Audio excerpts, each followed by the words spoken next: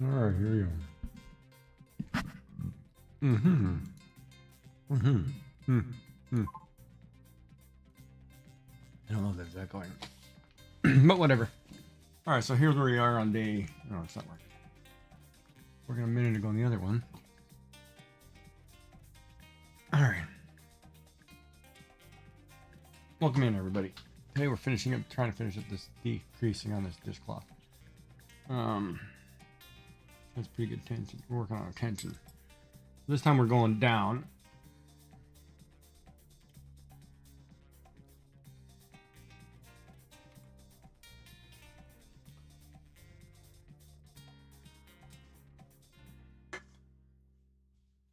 Whoops. So what we're gonna do today. I try to wake up here. Now that everybody's calling me.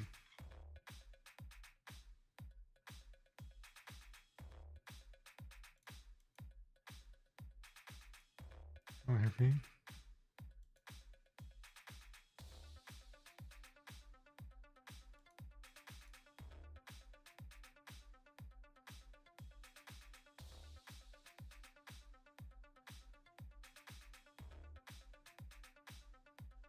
It's working now, isn't it?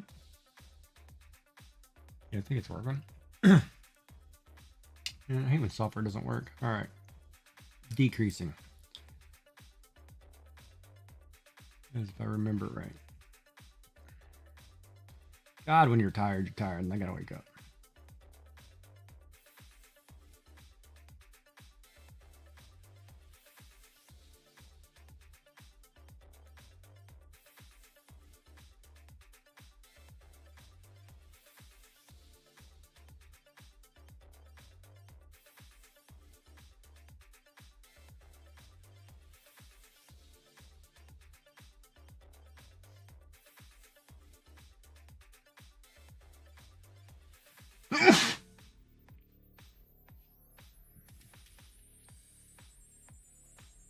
Chili.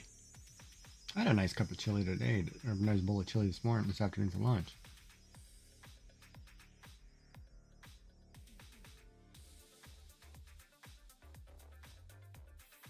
Since it is getting colder out there.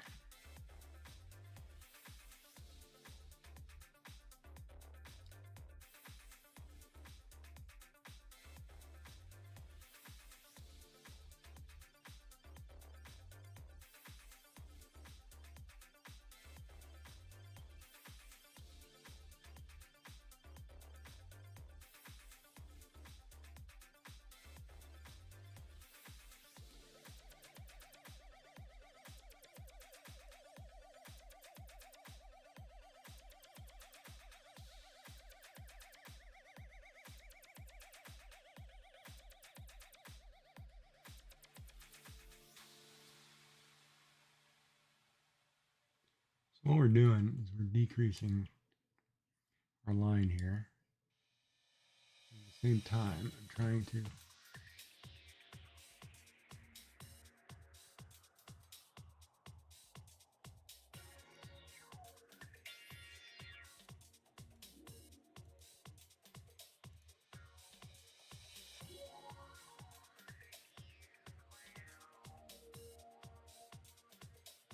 here.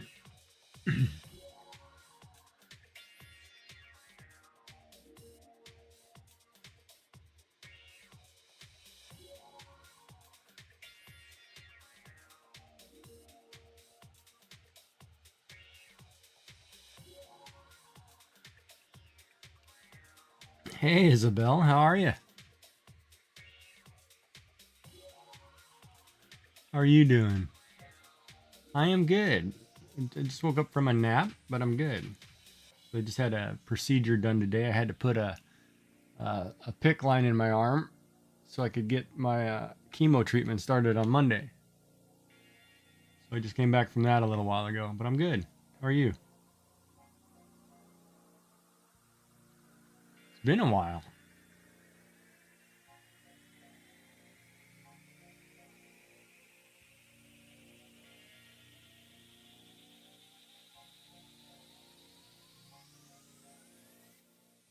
And then I'm teaching myself how to knit a dishcloth. I did my first one the other day. This is the one I finished the other day. It was my first one ever, learning how to knit. Now I'm working on the second one, but I think it turned out okay.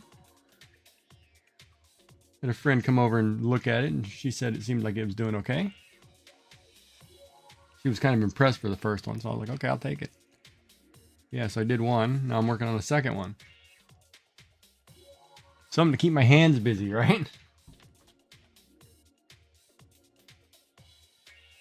Plus, I could always use them, so figured why not?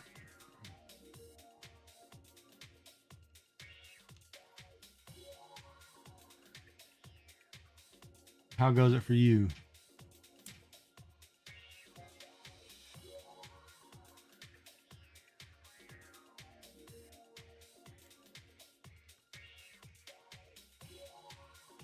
Did you hit affiliate?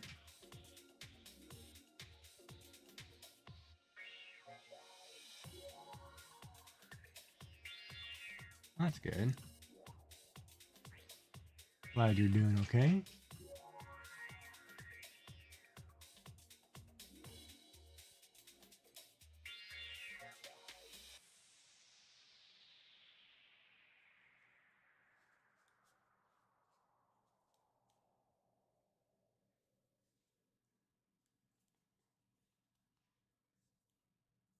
Oh, you went on vacation to Portugal. Well, that must have been nice.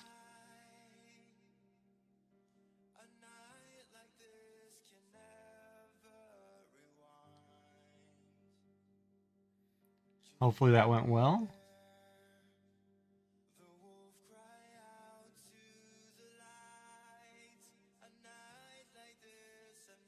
Working on the garden. Nice.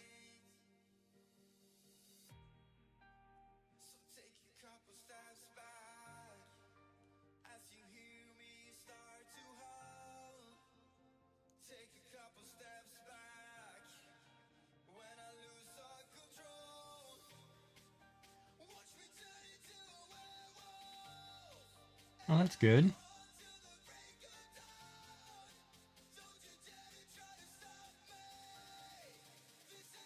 Yeah, it's always good to see friends and family.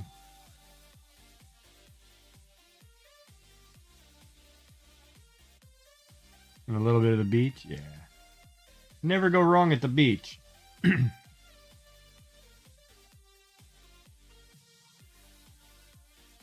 Always scenic. And it is kind of relaxing. Listening to the waves and playing in the sand, walking. Love the beach.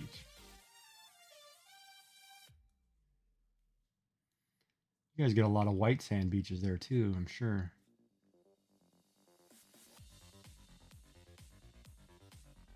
Or they're kind of grainy, rocky, because you have a lot of mountainous area up the coast.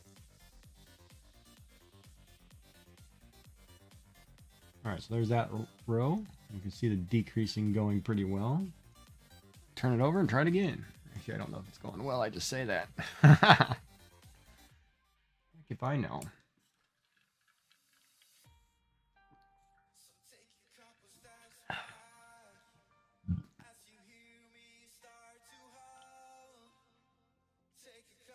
What was I thinking?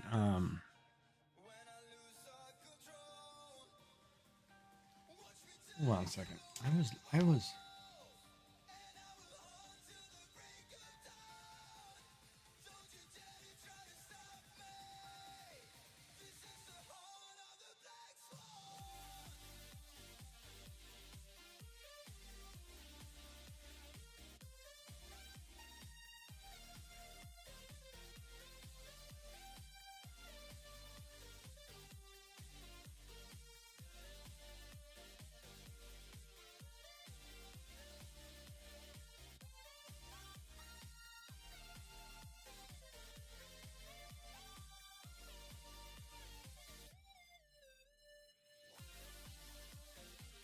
Oh, I don't remember. Look that up now. I don't remember. Oh, you got some cute shells? That's cool.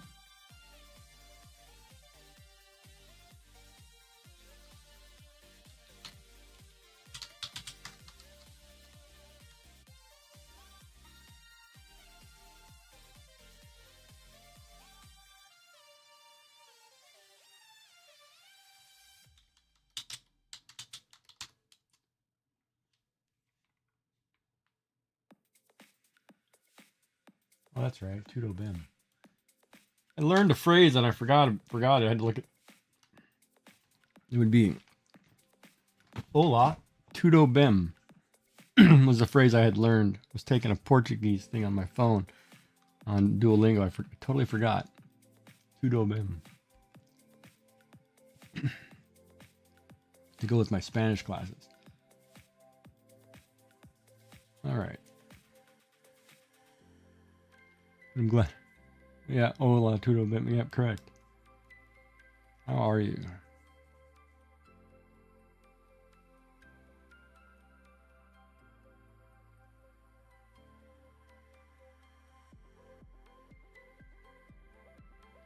Still in the foot. I'm still. Arm feels like it's drying up.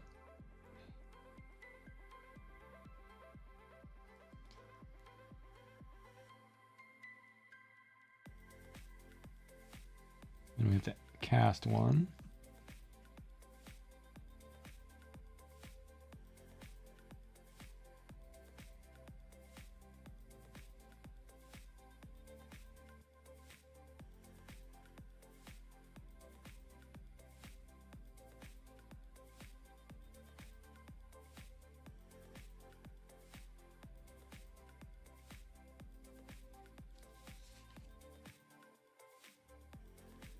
Hola, tudo bem.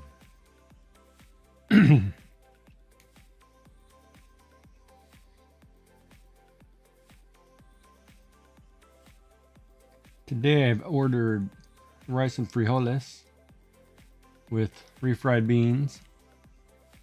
Or rice and I guess it's no frijoles, refried beans, guacamole, and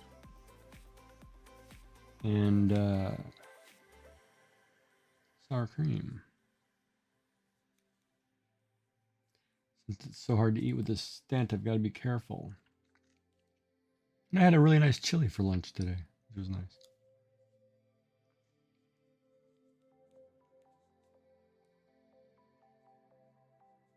Yes, I'm teaching myself to knit. I was watching a video. So yeah, if you see I'm holding something funny or my hands do something weird, yeah, because I'm teaching myself. My wife was a big knitter. Me, not at all. I am eating some solids, but they have to be soft enough where I can get them down through a stent. So like meats and stuff, I have to puree or chop really fine. But things like guacamole, a little rice, beans, I can mash up. Things that mash are okay. Just gotta have some kind of sauce usually to get them down. But that's all subject to change because once I start chemo and radiation, I may be going back to liquids because I don't feel like eating. But we shall see.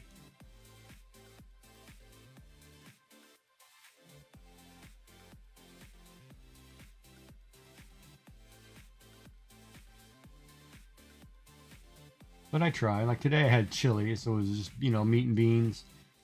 And again, I got that down just fine. But I could eat beans and rice every day, but...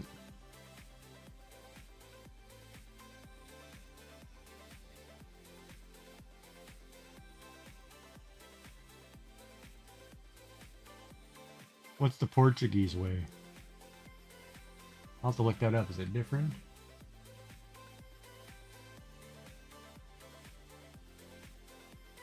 I'm doing, not continental, I guess English style.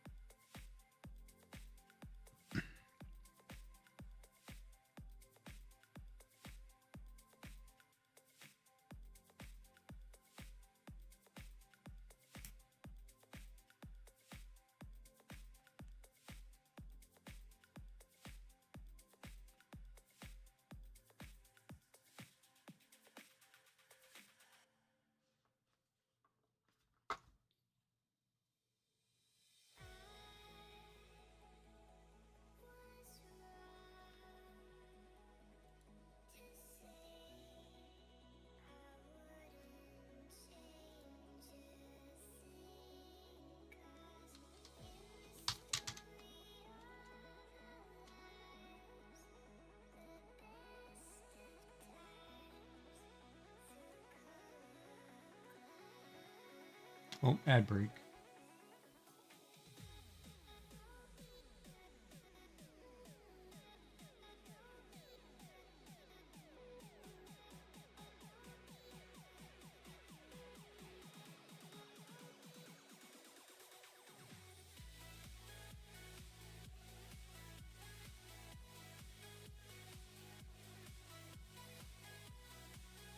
You put the thread through the neck to keep it straight.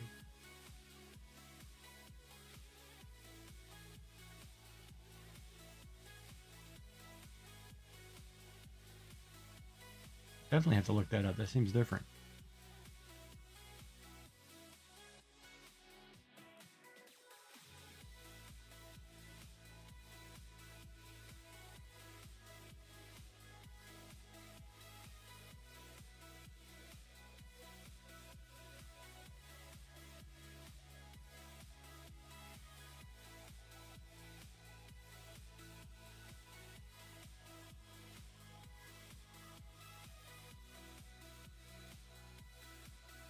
I'm gonna have to look that up. It actually sounds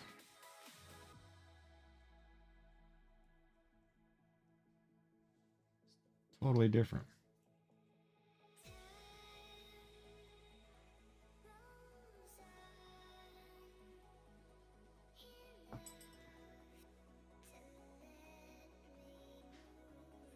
Well, that's a big gap on that side this time. No, it's just tension.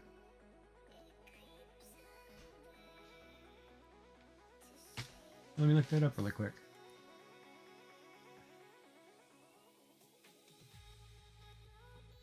A Portuguese style?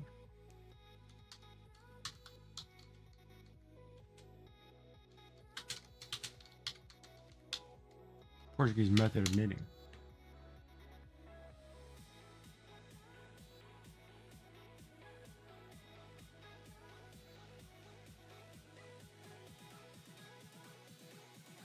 All metal posts.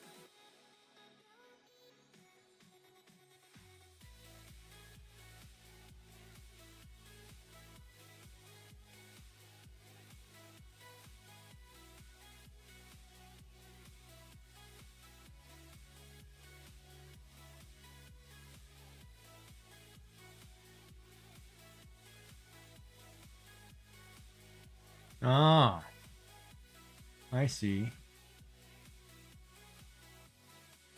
That would be... I don't know if I could do that.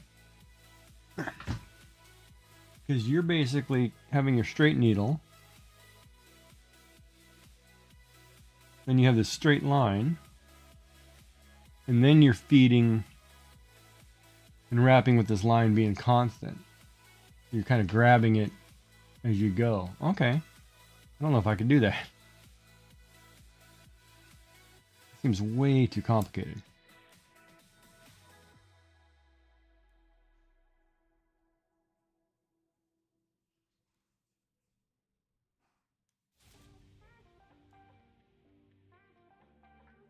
But that seems like that would work.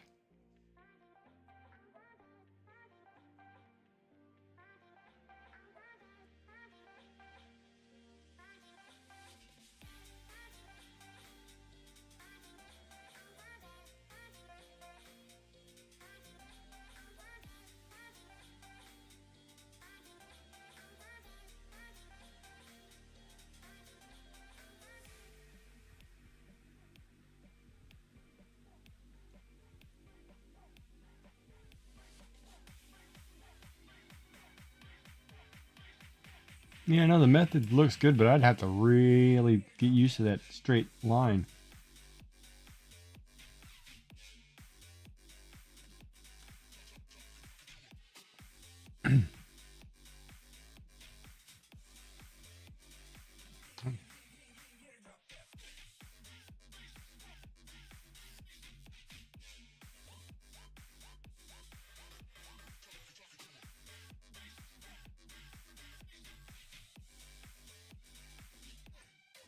Yeah, of course, with my little snafu today on appointments, I have to go in on Sunday for my iron infusion and then start Monday on my treatments. My treatments are going to take like 6 hours the first day.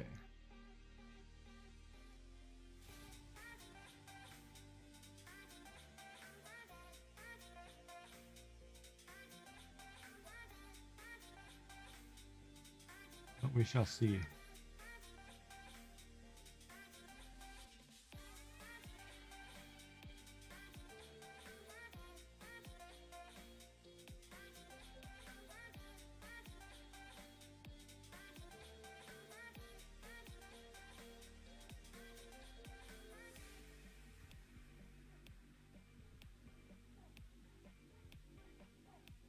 I'm glad you had a good trip.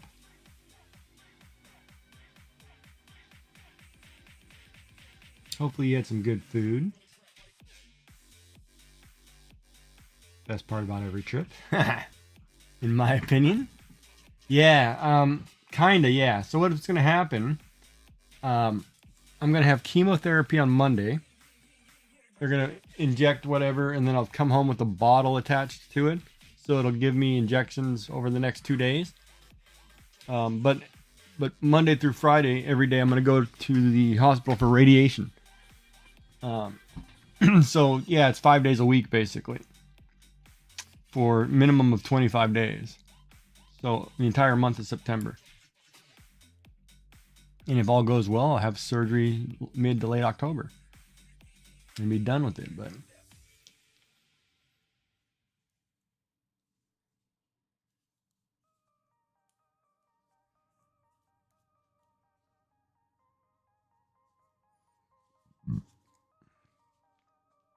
yeah, it's 5 days a week.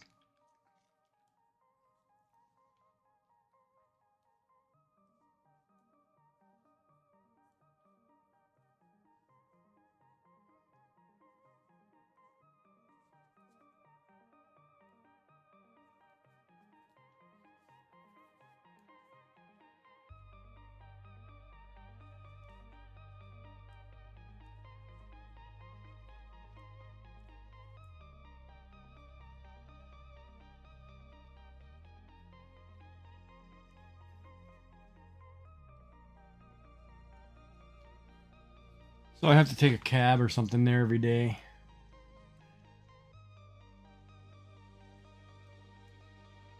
I won't be able to drive sometimes.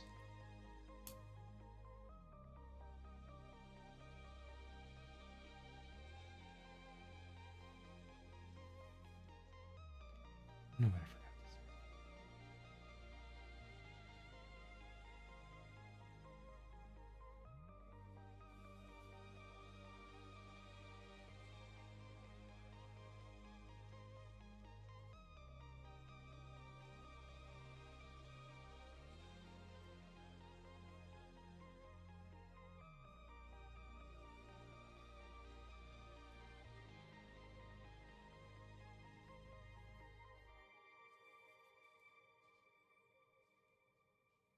But everybody at the hospital was nice, so it's been good so far.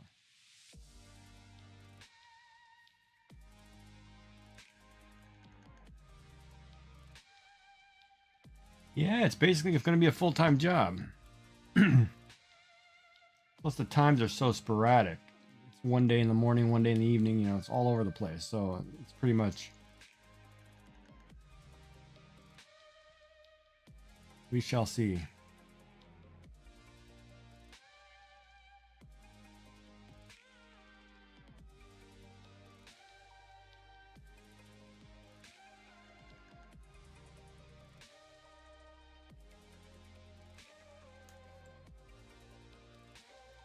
All right, so that's there. Now the other way.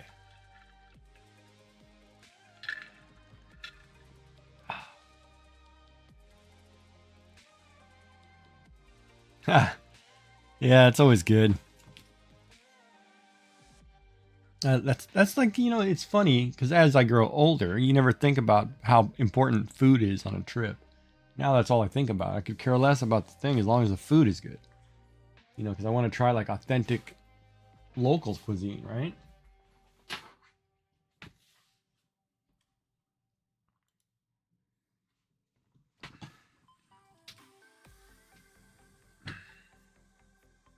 My My hands feel so dry.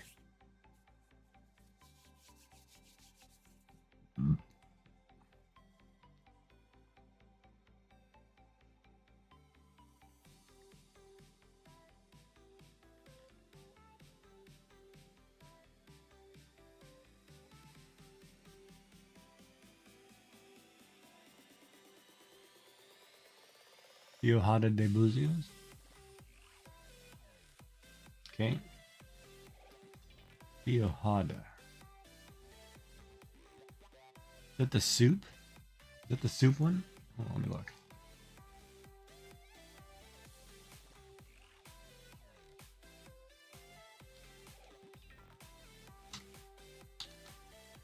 Feijoada de the stew. Oh, it's the yeah, it's like a stew. Yeah, it's the beans. Oh yeah.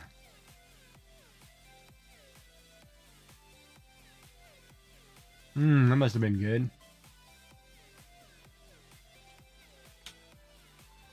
I'm gonna be hungry.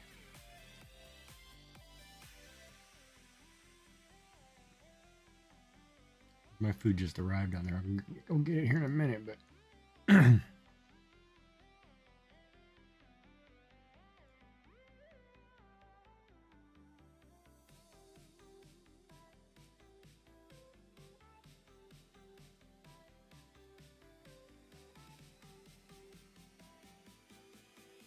yeah, it's kind of funny when I think about it. The first thing I want to eat when I can eat is like a bean burrito. I want to go get Taco Bell. So funny. Yeah, it's delicious. I bet it was.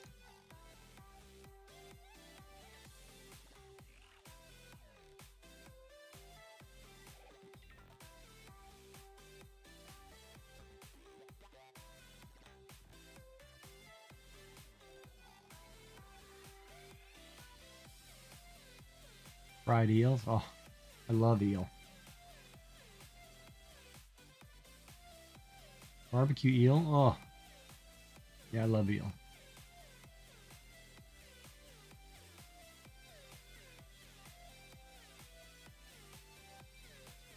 Why does that feel like that's in the wrong place?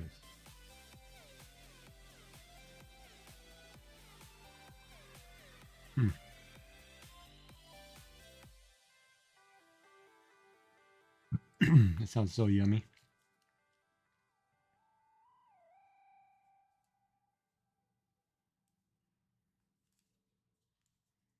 Like, did you get the fried eel? Is it like a street food, like a street vendor, or? Why are they doing that?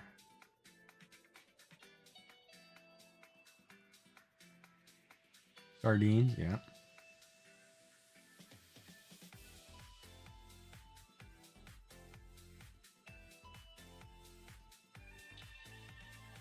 In the restaurant.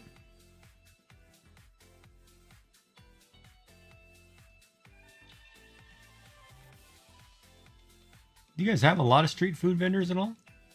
I don't think about it. I don't know if you do.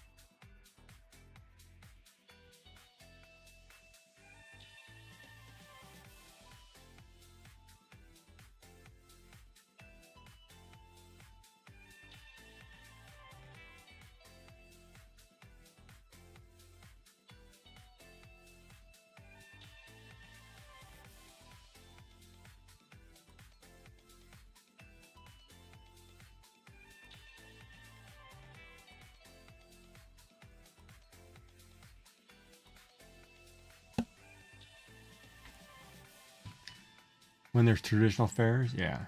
Okay, that makes sense. Because I was thinking like the Mexican food, like in California, there's food trucks or carts everywhere, right? In certain parts of California, that's, just the way it is. Like there's an outdoor market every day somewhere. It's the same in some of the Asian districts too.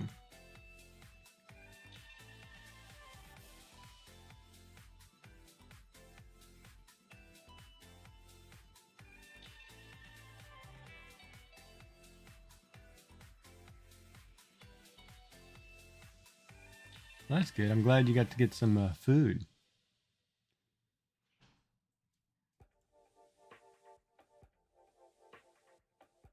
There's Bifana, Corato,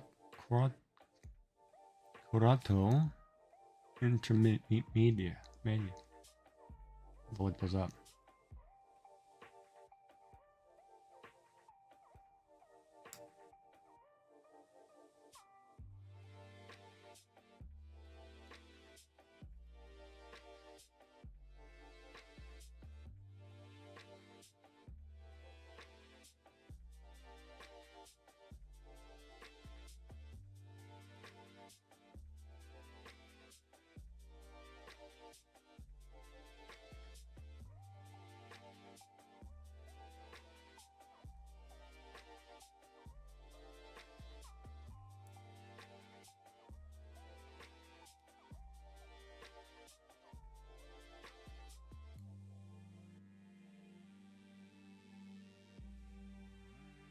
Give me 1 second. I got about 6 more stitches and I'll look all that up.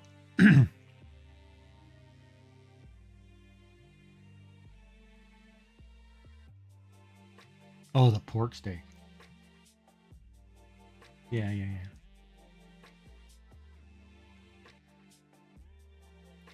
Hey, go to this little French place we have here along the waterfront for pork belly, which I like. I thoroughly enjoy it. Probably not the most healthiest thing for you, but oh man, tasty as all can be.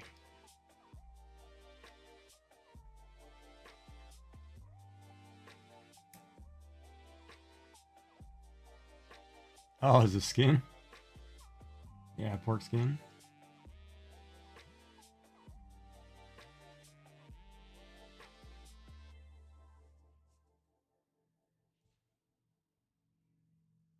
No, that's right.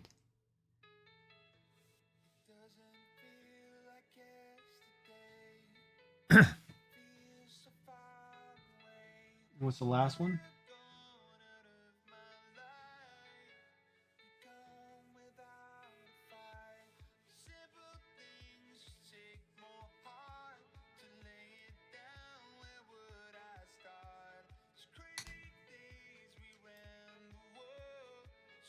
Hey, Yummy, how are you? I'm just talking about Isabel's trip. Just gotta look up this last word.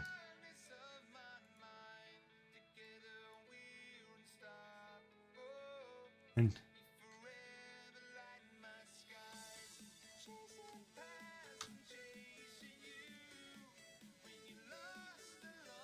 Portuguese style grilled pork, intermediate. Ah, thick bacon. Yeah, that'd be great. I love some thick bacon. Yeah, we do a Canadian back bacon, which is almost like a pork patty. Oh my god, it is so good. Yeah, I like the thicker stuff.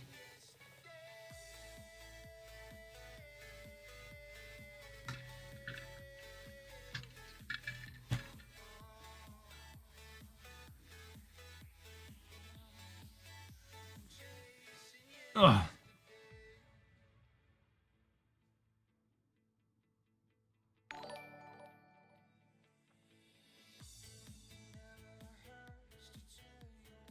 What just happened? Wait, what? Yummy gifted him. Oh, thank you, Yummy, for gifting sub to Isabel. So Frosty Tool says, knitting our community closer, stitch by stitch. Yummy Frog Legs added the perfect thread of generosity with their 5th gifted sub.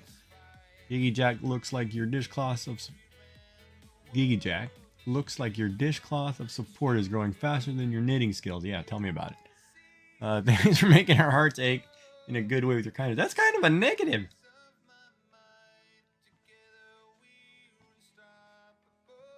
It's kind of a, I don't know, positive or negative. Oops.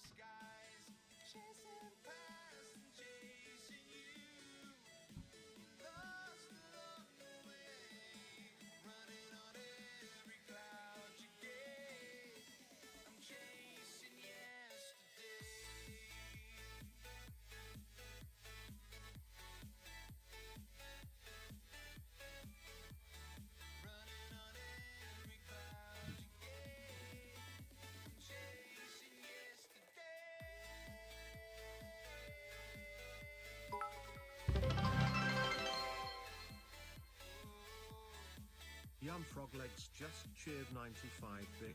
No. Thank you. I mean, it's awesome. 95. That's cool. Thank you so much. Gotta do my math. Learn how to count. 95.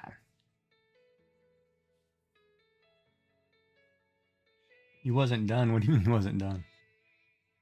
Oh, I dropped it. Shoot. Oh, I didn't pick it up. Got it.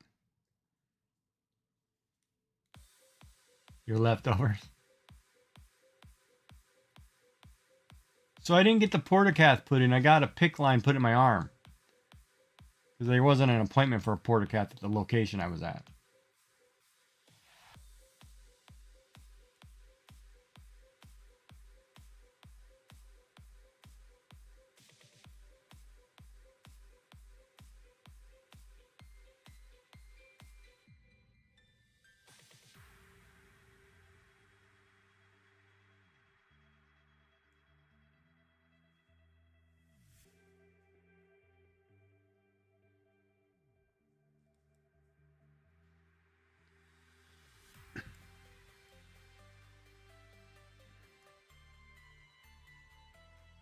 Yeah, I love talking food.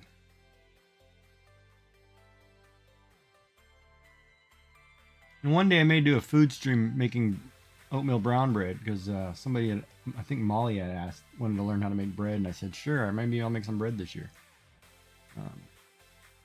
And stream it, I'll figure out how that works.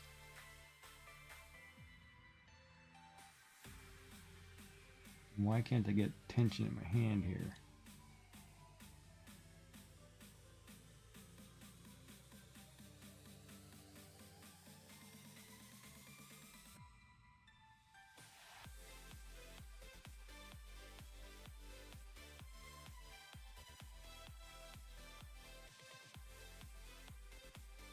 Yeah?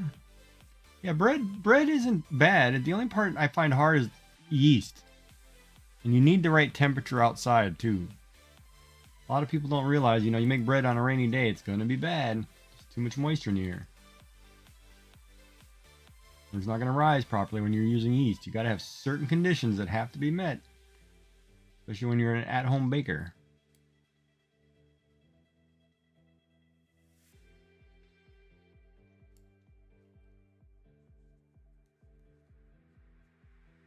Impastista nata? Nata? I'll look that up.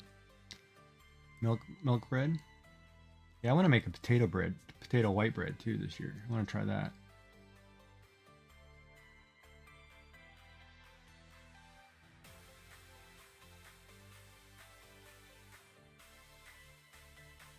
Let's see if I can go back to eating bread. Can't eat bread, then you're just like, well, I'm not gonna make bread.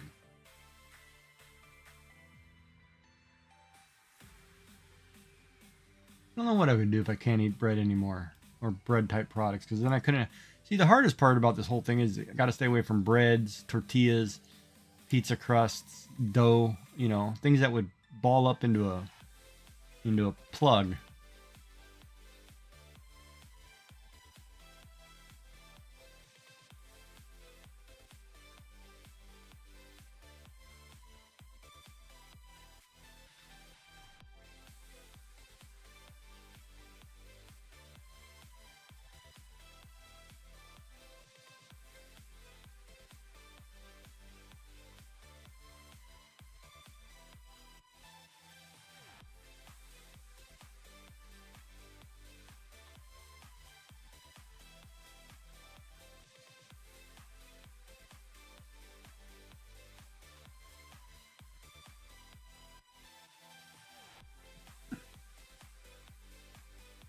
Well, no, right now I have a stent in my esophagus, in my throat, which is only so wide.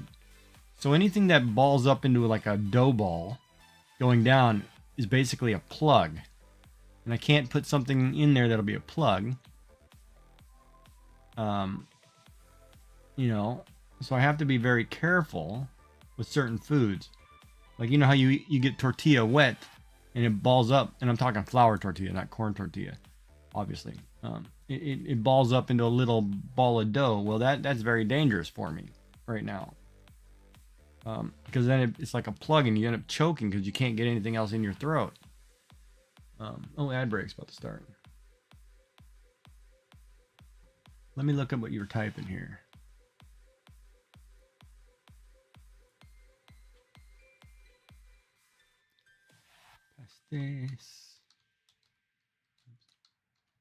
Pastéis de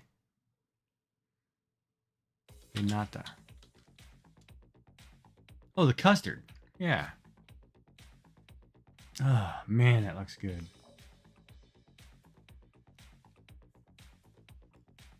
I love custard.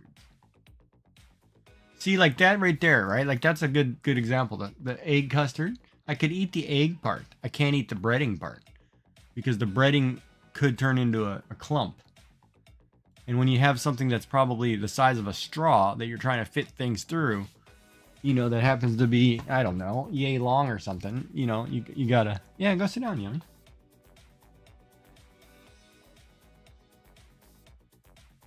You know, you have to be very careful what you put in there.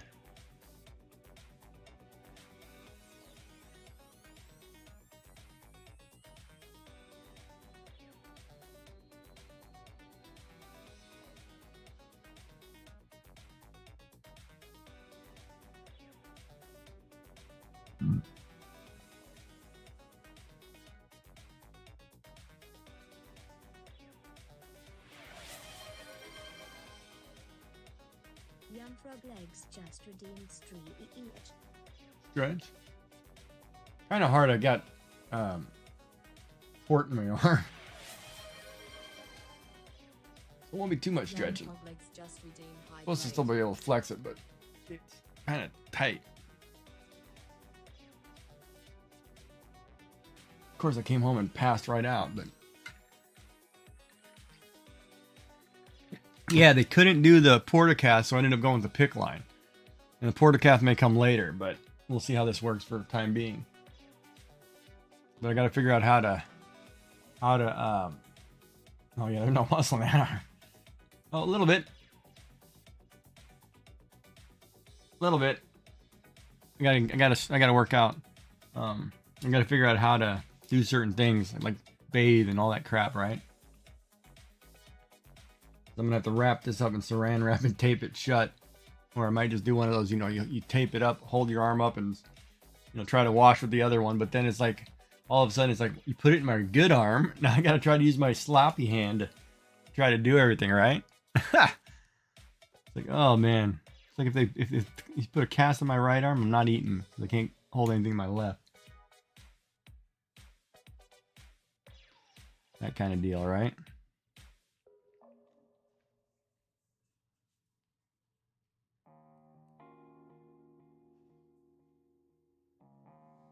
But yeah, you go lay down, feel better, Yummy. I'll be around.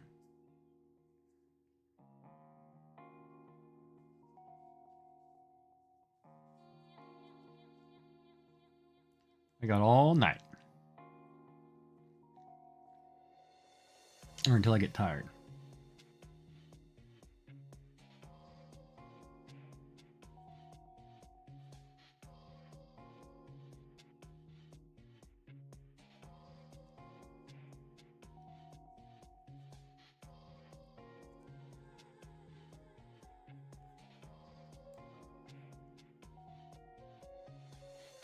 I do have to run down and grab my supper and my drink for like a tight iced tea. But I had a really nice chili today, which is good, so I'll buy some more of that for tomorrow. And I'll buy some more cans of beans.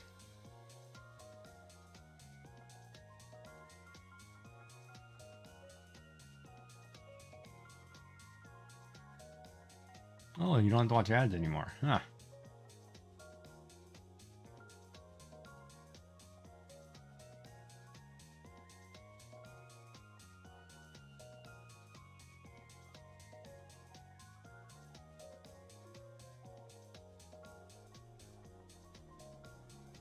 I guess I'm being crafty this week. I'm learning how to do something new. And it's actually quite relaxing.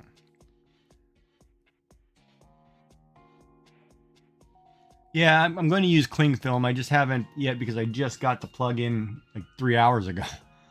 So, like tomorrow will be the day. Like I gotta see if I have any tape is my problem. Because I may not have tape. So I may have to go to the store first and buy some tape. But I thought I had some medical tape laying around somewhere and I just don't remember where.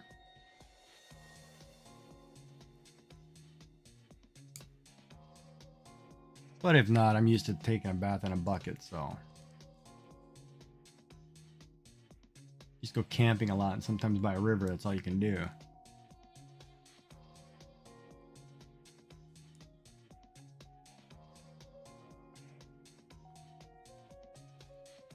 Know how to scrub the bits and bots.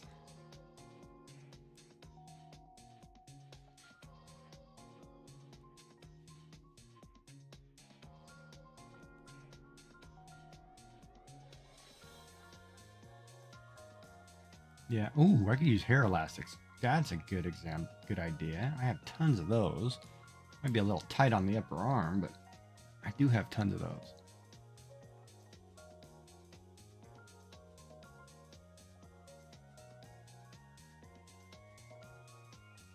And I can always use this cotton cord here too.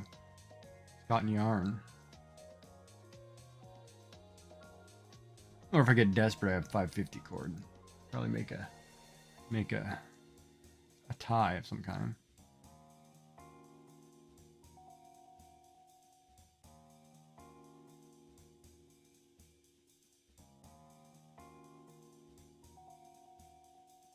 I'll figure it out. I'm a crafter. I got all kinds of things. Heck, I've got metal wire. I've got... Oh, there's twine right there. Oh, there's masking tape. Whole roll. Well, that's for painting. Yeah, I could use masking tape.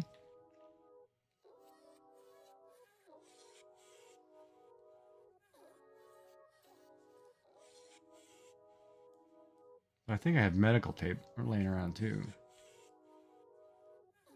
Oh, that's right. I just bought a first aid kit. I have a new first aid kit in the car that probably has medical tape in it. Bought it for summer travel.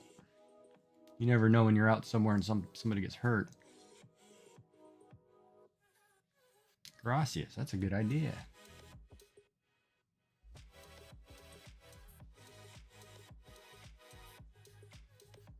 Good thinking, Isabel. Good thinking.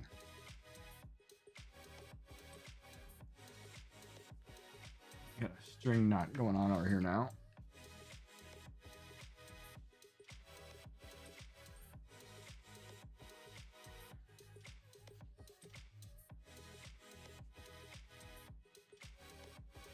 You can see we're doing our decreases. Oops.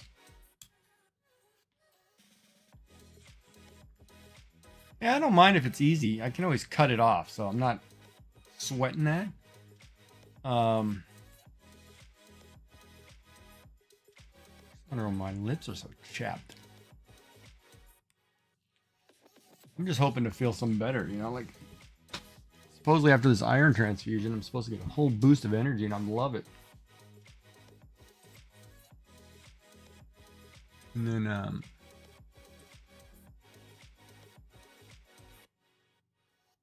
this treatment plan or whatever, you know. The chemo would be kind of interesting, you know, having to take it home. But charge my watch. 50%. Oh man.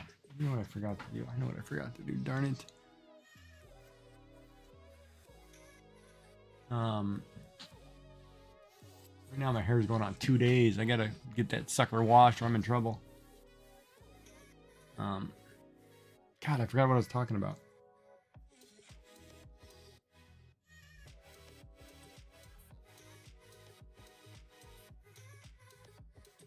Yeah, no, I just want to get back to feeling better, right? I mean, I feel pretty good. And I've been positive through the whole thing, and I'm very happy. And it's kind of weird, too. I don't know why I'm so happy. That's probably the emotional side of it, but... You know, it's one of those, you take it with a grain of salt and do it the best you can. I mean, because it's out of my control, right? Look, it's one of, I look at it, you know, it's something... I don't know if it's the religious side of me that says, you know, God's got a plan, you know, this is one I can't control. I just got to let it do its course.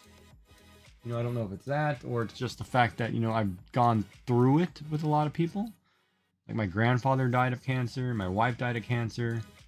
My father was a dialysis patient. Her father was, you know, had skin cancer, but that's not what killed him. So you go through, you go through. There's something funny there. What does that do there?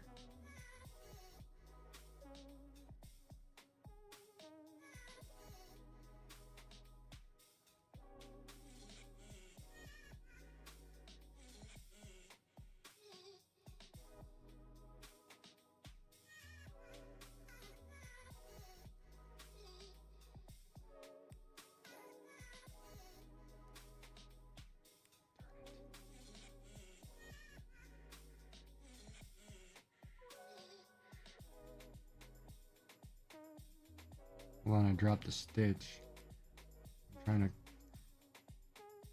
grab it really quick without puncturing something. There we go, that looks better. It did something totally weird when I dropped that sucker.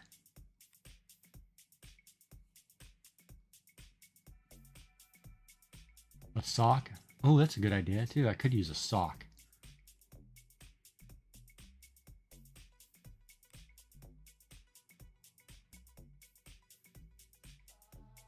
But I think so far in this whole process, the coolest thing has been this mask they made. So in order to have radiation, they had to put this mask over my face in order to bolt it down to the table. So what it was, it's a thin piece of plastic, or a thick piece of plastic, that when you get wet and warm, it stretches. So, oh crap, I forgot to carry the one. Hold on. So they put that over my face, and when it's done, I get to take this $300 piece of plastic home because it's a mold of my face. And I'm thinking, they're sitting there thinking, oh man, I can make all kinds of masks. I can do whatever. You know, I'll have this mold of my face. I was like, that's cool. So I thought that process was cool because it's a vented piece of plastic. So it's like a sheet of plastic with holes in it. And they take it and they push it against your head. And at the same time, they bolt it to the table. So your head's doing this on the table. And they bolt you down and you can't move because you got this thing on. But it forms molds to your face. And it's like, it's cool. But if you were claustrophobic, you wouldn't be able to do it. Because you have to sit there for like 15, 20 minutes while it hardens. But it's cool. So when I go in for radiation, they'll just put the mask on my head. And bolt me back down to the table. Which I think is really neat.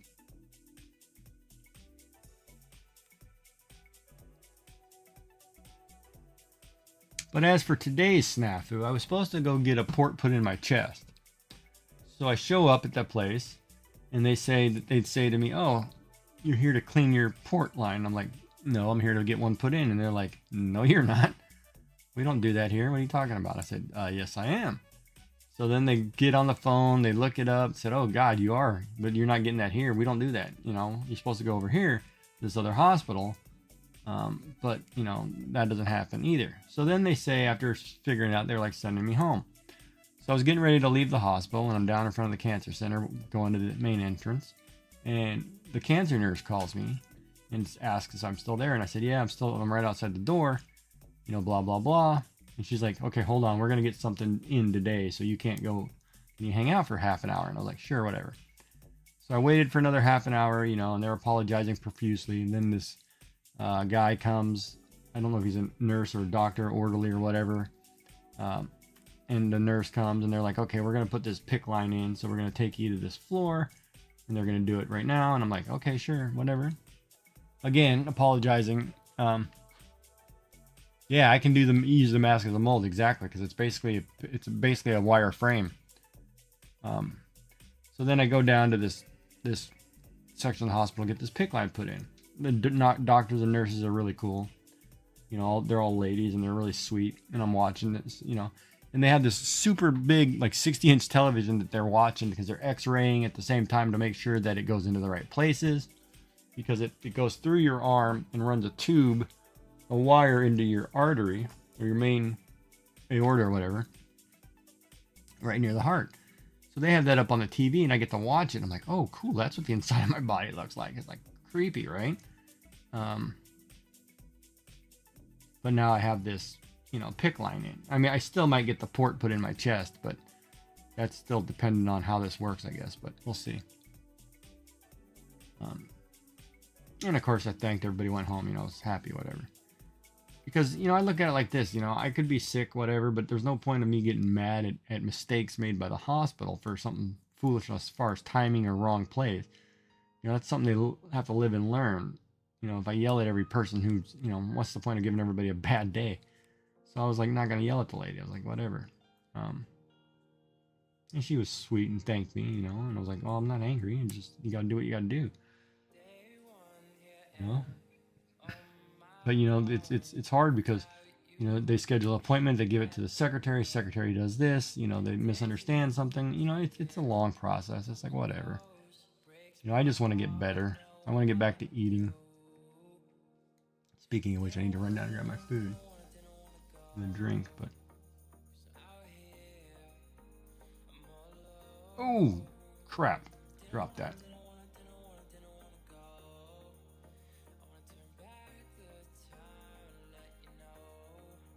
Oh, he's right at the end. Right, but you know, it's funny because I've been places since, I don't want to say just because COVID, but man, somehow we've become a country of, we can yell at whoever we want, you know, because I'm having a bad day, it's their day too, it's their problem too. It's like, well, I don't think that's right. That's not what humanity was designed for, so I'm not going to be that person. You want to be that person, you be that person, but I'm not going to be the one to yell at everybody, because that's not right. It's foolish. I got plenty of this cord too. I can use 550 cord all day long. If I have to, I could tie off my arm. Yeah, and then they correct it and they learn from their mistake, right? It's not my problem. But I was there. I mean, what else was I going to do? I was going to go home and sleep. I'm going to go home and sleep anyway. So, I mean, might as well. I'm not missing work. I was like, all right, yeah. So I got my plug put in. You know, I got 2 ports in here. You know, I don't know what they're for, but this is super IV. I'm like, if they can feed chemo through, and I'm like, yeah, whatever you need, let's do it. Jesus, I want to get better. I don't want to get worse, right? You got to be positive. Life's too short. You know, people, and that's what I think people misunderstand. Life is way too short for you to worry about the stupid crap. Handle what you can handle. Enjoy the smell of flour. Have a nice meal. And enjoy your company of your friends. Well, what's more to life, right? If you want to spend your day complaining and moaning all the time, well, your life sucks. Mine's happy. I could be in a poorhouse and still be happy. I mean, enjoy it, right? Enjoy life. Don't be so negative. And don't be, you know, and I get so tired of you always talking to somebody says, oh, so-and-so's got it better than me. Well, so-and-so's working harder than you. Too, you know, don't blame them because they're doing well. They're doing well. You're not there. Use it as a leverage to get there. You know, that's where you want to be. Get there. That's like, you know, this, right? Like I'm making a dishcloth. I did my first one. There's a couple spots I know I made mistakes. And I'm doing another one. You know, you just keep practicing. You just keep going until you get better. And then pretty soon it's second nature. Doesn't mean you failed. You know, it just means, hey, you know, it's life. You learn and keep going on. And then I'm going to sit here and I'm going to I'm gonna say, you know what? I got all this paint. I'm gonna learn how to do. I'm gonna do a couple paintings and just have a good time, not care. But I'm not gonna let people bring me down. Like, forget it, man. Over a mistake.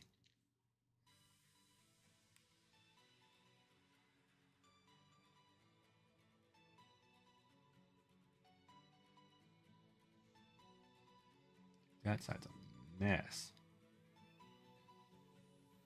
Oh, what the heck I did right here? Oh no, it'll be alright. Alright. Yeah, that's what people should believe. You gotta have a little faith in humanity. You gotta have faith in something. And that's something I learned early. And I don't care if the person's not religious or not, you know, or super religious. If you do not have faith in something, anything, I don't care what it is, you will fall for everything. You have to have faith in something and you have to believe. And it doesn't matter what it is, but you have to. Because if you don't, you're just a sucker waiting for punishment. I'll sell you some beachfront property in the middle of the country. You know, I mean, that's... Gotta have faith in something. You know, believe, stick to your morals and values. Don't let people change those, and just enjoy life, man. Because I was reading something in chat the other day too, and when I want to say it was, they were talking about, they were talking kind of similar to somebody making mistakes.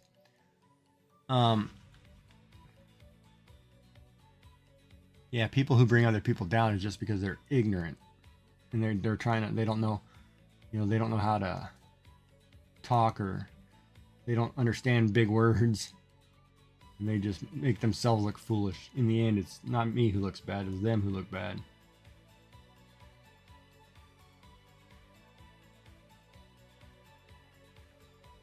Get an education, kids. Learn language. Learn many of them. You'll get farther in life.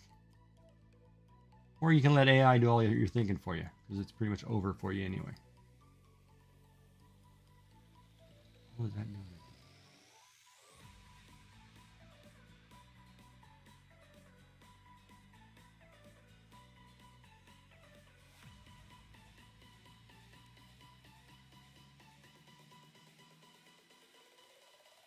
Yeah, it's tough. That's a hard lesson to learn too.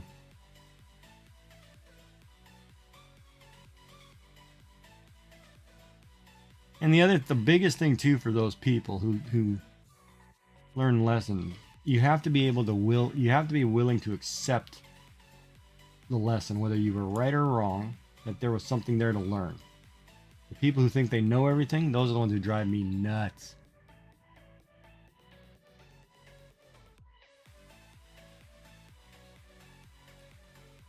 And that's, you know, like the millennial age, that's that sense of entitlement those people have. You know, they think, oh, because they're an adult, they're your equal. Well, I'm 20 years, 30 years your senior.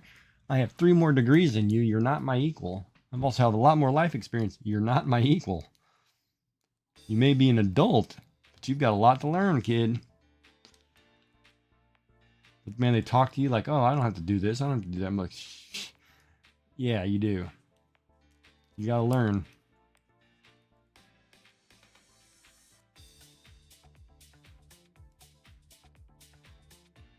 Ow. Finding it awkward to put my arm on something.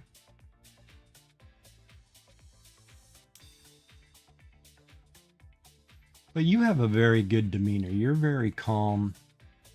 You seem very happy, positive all the time. You know, you seem like you're a very kind person with a nice soul. And from what I've watched and listened to you, you're very kind-hearted. And that's a good thing. Well, there's nothing wrong with wanting to learn. It's better to learn. That's like Yummy and I. She wanted to go... she's reading this history book that I gave her, which is an online American history book, which is free. And we're going through it chapter by chapter. You know, we're both reading it and talking about it, and you know, she wants to learn things. And it's kind of different because it's called The American Yelp, and it's written by historians, but it's not sugar coated like they teach you in school. So it gives you some things on, you know, how bad we were to the natives. It talks about, you know, bad things we did in wars. It talks about things that they don't tell you in school, to show that there are other sides. And when it talks about like the depression and stuff, it really goes in depth on poor families and what some, you know, happened to them. So it's kind of an eye opener, but it's more realistic than the book you read when you're in 3rd grade, 5th grade, or whatever. Thank you. Oh, you're welcome. I'm just telling the truth.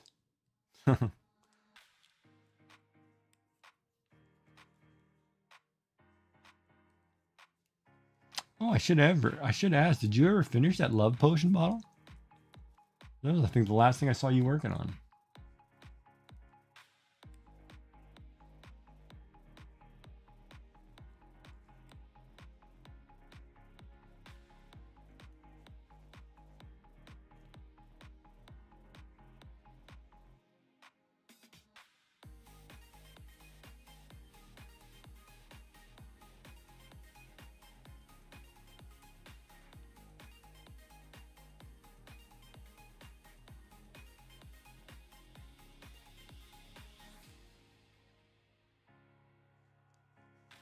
And you were painting magnets or something, or of your town.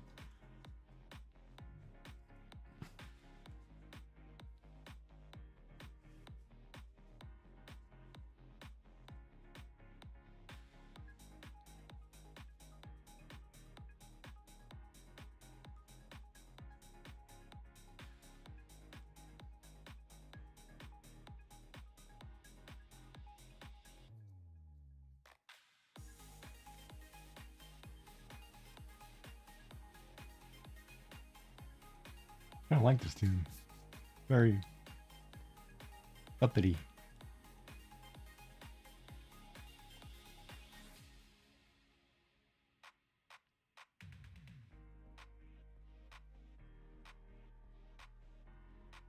Oh, well, thank you. I enjoy talking about stuff. Most of the time people don't listen, but I do enjoy talking about it.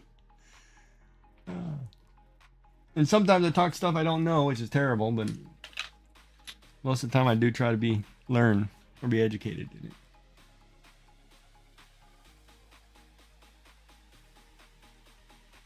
Of course, this month I'm learning a lot about medical procedures and tests. I had more blood work. Oh God, the kid I felt so bad for the young kid trying to do my blood work today. He was obviously new or a student or something. He stuck me in one arm and it hurt so bad. I was like, man, you totally missed and you're in muscle. Like, it was painful. I was like, nope, not gonna happen. So then he tried the other arm and he did it even worse. And I was like, oh my God, the pain is unbearable. I'm like, dude, you're killing me here. So he apologized and he went and got the lady, and the lady does it in like 2 seconds. And like, I was like, yeah, I was like, he's learning, he'll be fine. It'll just take a while. But you know, it was like that was my morning. I was like, oh yeah, I'm gonna just get stuck like a pig. Just go ahead and stick me with the needle. I'm okay with it. But you know, how else are people gonna learn, right? I mean, it's like, do it, but you gotta figure it out, kid. Like, oh, it was bad. Probably the worst one I've ever had, but it was pretty funny.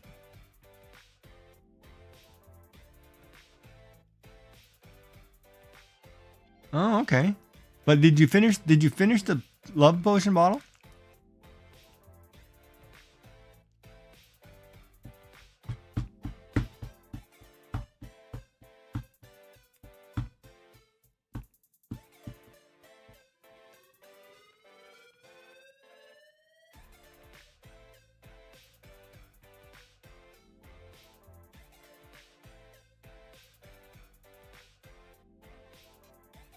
Poor kid. Definitely poor kid. But he learned a lesson today. Of course, at my expense. I mean, I got needle marks. There's no vein where he stuck me. He missed it by a good 3 centimeters. I'm like, oh, buddy. Oh, or the drunk journal. Okay. You got some work to do. That's cool. Then I know what to look forward to.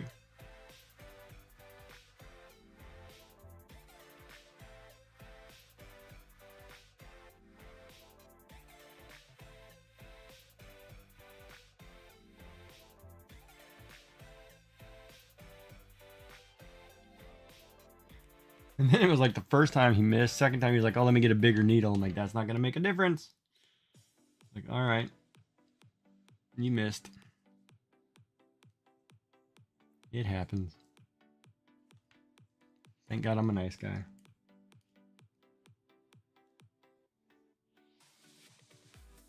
I just got to remember to take my earrings out when I go on Monday because I can't have all this metal.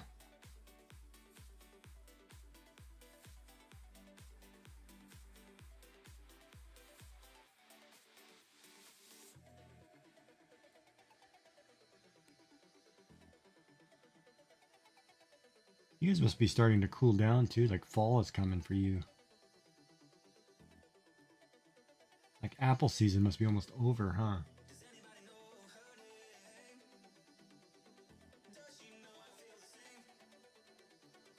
God, I'd love to have an apple pie.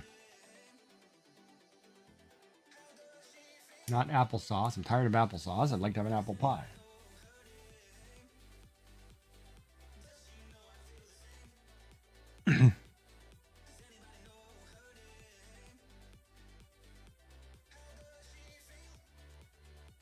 Start another project.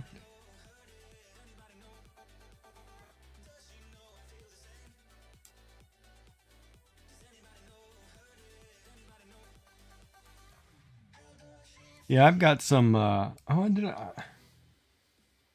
ever show you the neurographic art I was doing? Did I show you that? Oh, you might have been on vacation. I should show you that. Hold on, let me pull that up.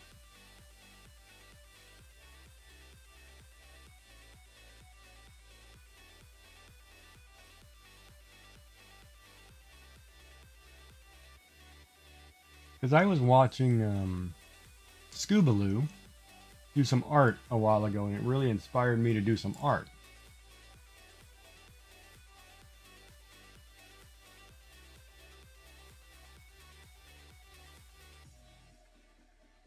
Yeah, it's called neurographic. Let me pull it up.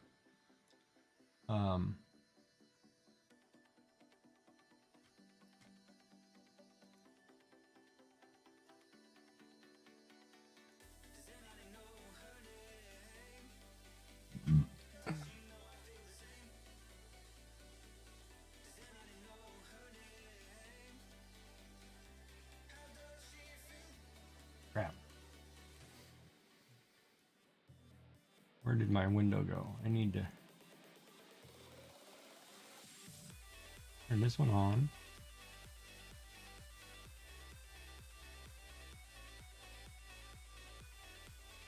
Why is that one little?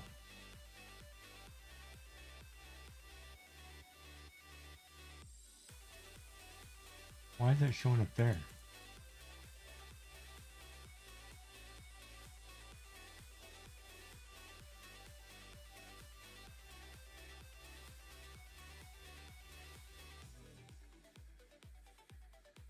Oh, it's just a program. Okay. So neurographic art is basically letting your thoughts flow and taking making pieces like this. So what I did was I first started out with I wanted to make a desktop background of a local lighthouse. So I took a picture of a local lighthouse and I said, no, I'll do like a stained glass of it. So I was like, okay, let me do this. So I made this lighthouse image. And basically you draw your sketch of your background, then you draw random lines all over the place, and then anywhere lines cross, the normal lines cross, you kind of fill in with black. And that's the neurographic part of it, right? So in theory, what you're supposed to do is you take, each one is supposed to have a theme, right? So like this one I called chaos. And you're supposed to take your canvas, your piece of paper, write the word on the back, and then you just draw random shapes and draw lines and then color it together. And so that's what I did. And I used, watercolor obviously in the background of this one. And it just kind of, you kind of let your mind to just kind of flow. So it's kind of crazy. This one is called Love, you know, and I used hearts and tried more reds and pinks. This one I called Trapped, and it's kind of a really cool process. Oh, I've got a couple. This one is called Hope, you know, and it's just a bunch of circles on a line. This is the first one I did, just called neurographic, you know. And I got down to, what's the last one? Oh, I did one called Bleed, which I really liked. But the way the process works, let's see if I can get this pulled out.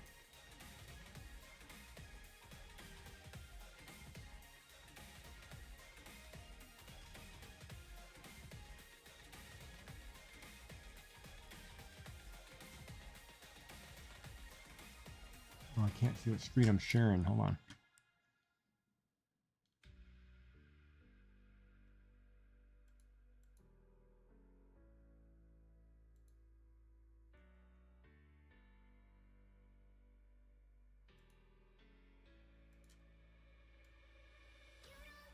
So like this is the process, right? Like you just start, you know, just drawing random circles, lines, and then you fill in the black area where everything crosses.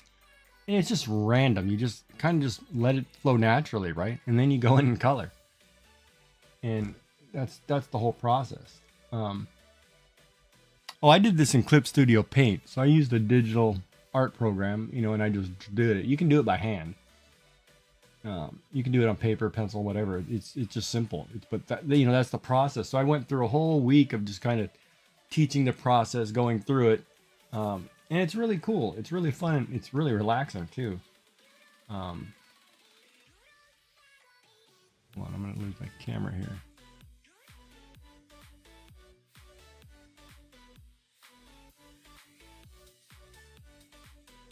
But you know, it's fun to do. It's it's different. You know, and it's called neurographic because it's a Russian physicist or psychologist figured out a way of doing it where it was kind of, you're kind of free flowing, allowing art to kind of come through and just create something without thinking, or, you know, with taking whatever emotion you have or whatever and just kind of expressing it. So it's really neat how that works. And I thought it was fun. I mean, it was very relaxing. So, you know, and so I was thinking while doing that process and doing the stained glass thing, I think I'm going to do a couple more like full panel stained glass images, kind of in that fashion. You know, of whatever, like say, but kind of like the ones you would see in like a Gothic church or something. You know, I want to draw these gigantic imagery, you know, like sun beaming down on a guy, you know, and flowers, whatever. And so I want to do that. So, you know, while I'm going through this chemo process, you know, and I have downtime, because I'm going to stream every day and kind of walk people through what's going on with all this therapy, you know, so people can understand and learn, because cancer is a scary thing, right? But I want to sit down and do these gigantic, like stained glass panels, looking images. And then maybe I'll put them up on canvas and hang them behind me or something. But I want to do something kind of huge, right? So I've been thinking about it, and I was like, you know what? I'm gonna draw a guy walking down the street, sun on him, you know, whatever, and just create this huge image. Right? Exactly. Triplets. Yeah, I could do triplets. Yeah, exactly. I could do like, yeah, you know. But I want to do something. It's going to take my mind off the pain and the tiredness, you know, and I just have to put it out. And a lot of times too, when your mind's in a place and you're kind of out there, it just creates. So I want to just be able to sit there and say, okay, today I'm just going to draw cats. And then it's like, we'll see what happens. Hey, Molly. So long story, which I just summed up a little while ago, and I'll explain to you. So I went to the hospital to get some blood work. I had a new guy. He stuck me all over the place. He couldn't draw my blood, so I had to get another lady to do it. He was a new student trying to learn. Felt bad. It was fine. He was learning. Second one, I went to go get my port put in, and they were like, "Okay, we're ready to clean your port for you." And I was like, "What are you talking about? I'm here to put one in." And they said, "No, you're not putting one in. We don't do that here. What are you talking about?" I said, No, I'm here to get a port put in. I don't have a port in." And then they check and say, "Oh, you don't have a port in." I was like, "Wait a minute, something's wrong." So then after an hour or so on the phone, finds out I'm not getting a port put in. So it was like, "Okay, well, you can go home." And I'm like, "All right."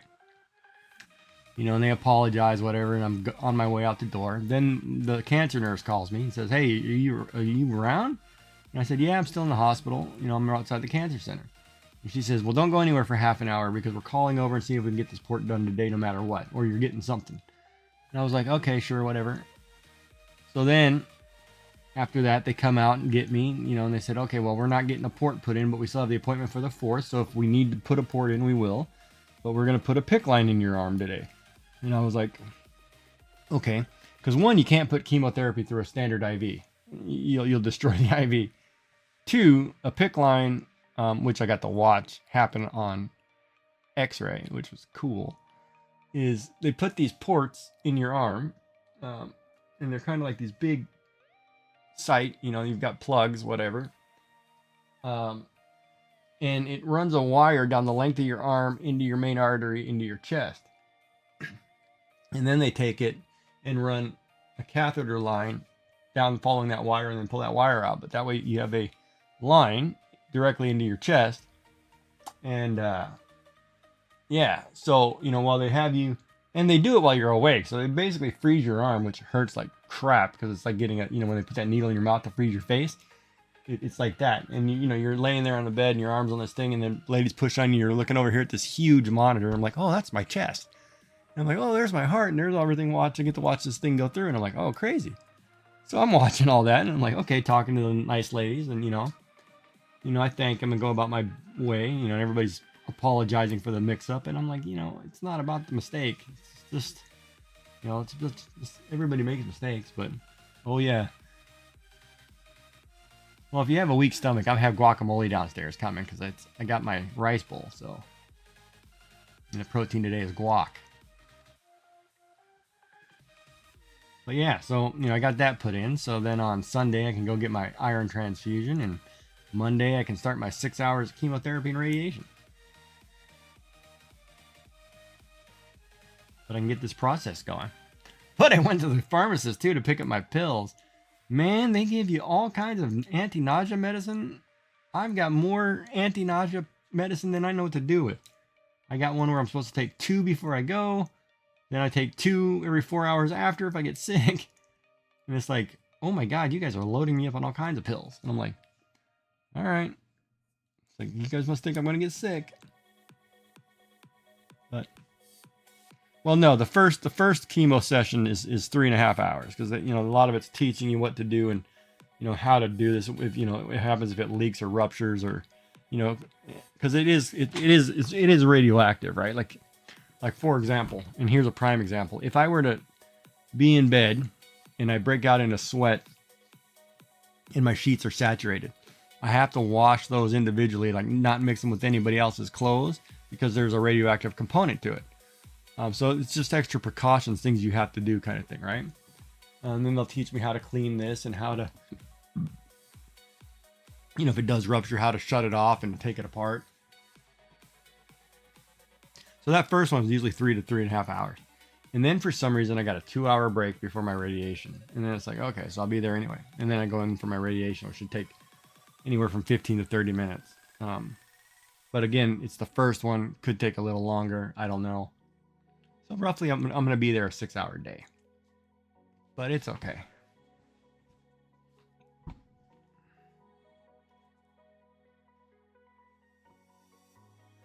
Acupuncture? Yeah, acupuncture is great. My friend's dad is a world-renowned acupuncturist from China who fled China and is in the States. But yeah, acupuncture, that's one of those medicines I think, somebody knew something that we don't know. And I think, some of that homeopathic stuff like acupuncture, I fully believe in. Like I would have that done.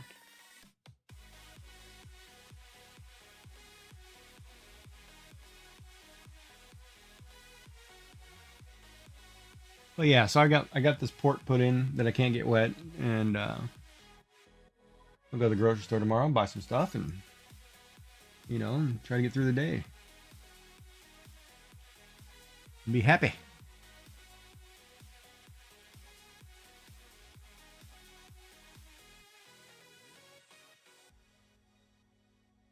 But I've had more needle sticks in the last month than I've had my entire lifetime. It's just crazy.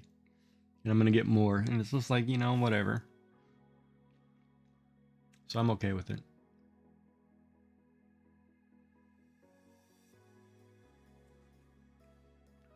And if you ever needed somebody to hold your hand, Molly, through all that, I'd hold your hand through it and know how painful it can be. Then, I figured too, streaming and talking about it, it kind of gives people, who are going through similar things, something to talk about, something to understand, because it's a pretty, I don't want to say daunting. It's not necessarily scary, but it's a pretty in-depth process. The whole thing, it's like, it's time to, like when you're younger and you go to the doctor and you break an arm or something, or you just go get a cast, you're scared to death of that process. But man, this one, it's like you have something inside you that's not working with your body. And what it is the way they explain it to me. It's your body produces too much cells or whatever. Your cells keep separating every day, and then they get corrupted and they keep creating this, and that's what creates your cancer mass. You get these bad set of cells that just keep going crazy. And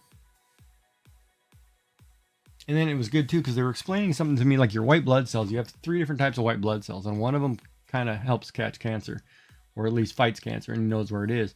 And typically, with people who have cancer, it's like on a scale of 1 to 10, it's a 1.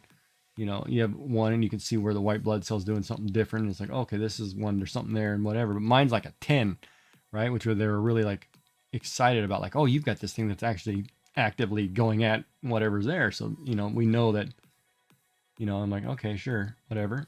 Let's just figure it out.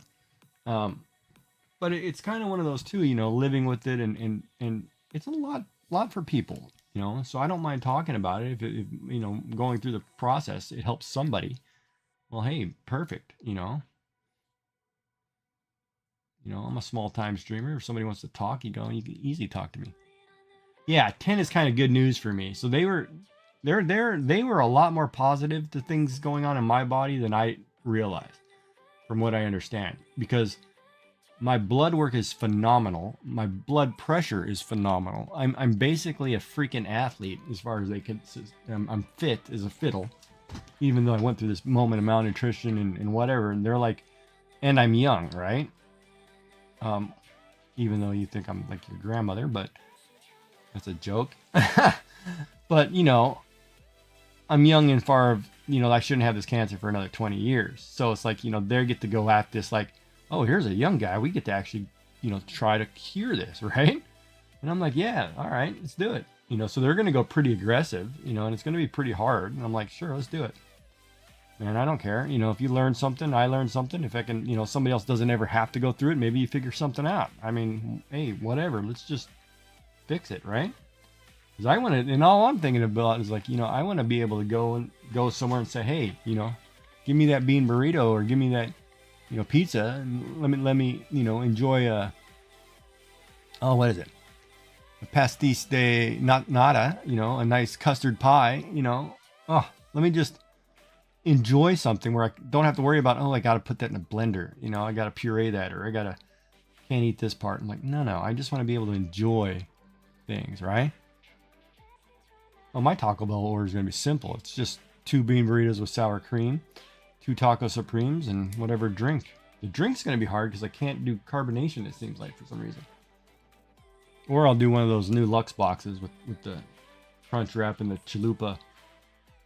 But I always, no matter what I order at Taco Bell, I always order a bean burrito with sour cream. That's like my staple I have to have. And if I can't eat anything that day because I don't feel good, that's the only thing I eat. For some reason, I love bean burritos, refried beans and sour cream.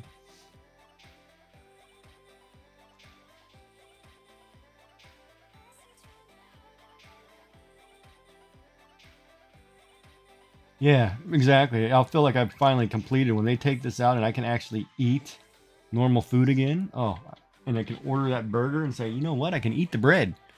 I don't have to take the inside and put it in a blender. I'll be happy.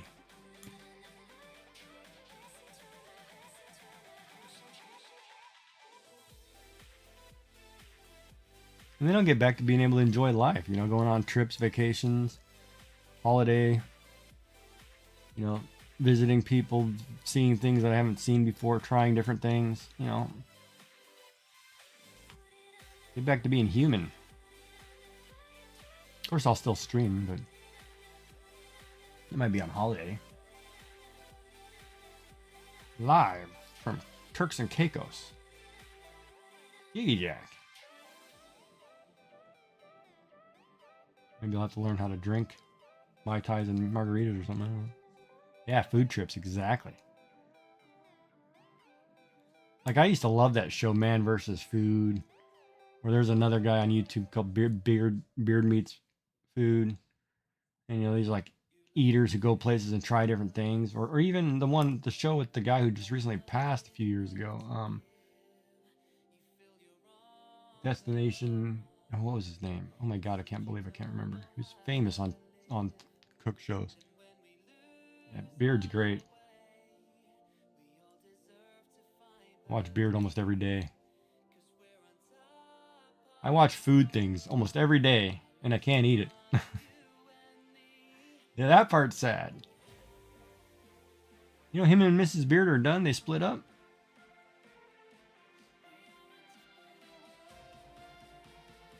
Yeah, I don't know. That one, I don't know if I can do that. A lot of times restaurants won't let you stream from their place.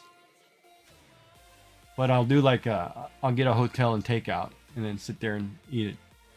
Yeah, there's a whole video on Beard Meets Food. There was another guy they split up last year.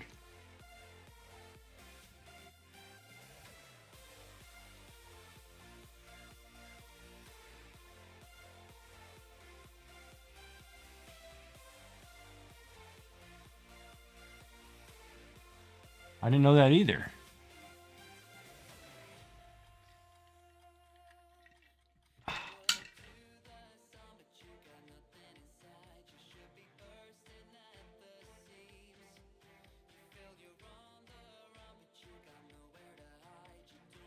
And I was watching one. Let me see if I can find it because I was just watching it.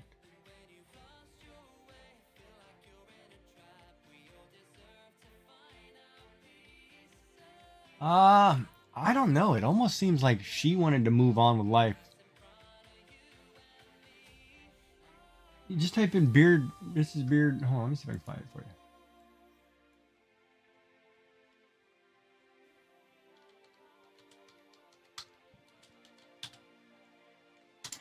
This is Beard and Adam split.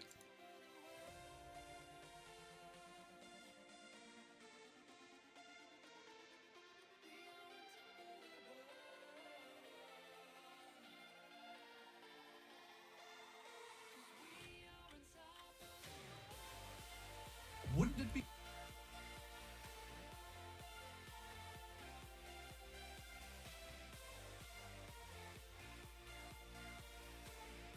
Oh, he has one. Here, use this one. All right, Isabel. Well, thank you for coming. I appreciate it. Good talking to you. You have a good night. And can't wait to see you get back at the.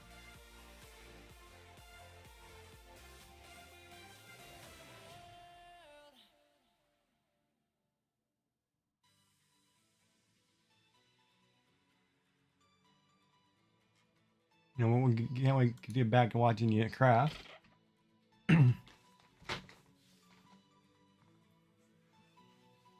Oh, that's the one. I didn't watch that video. That's not the video I watched, but that's the one on his Beard podcast.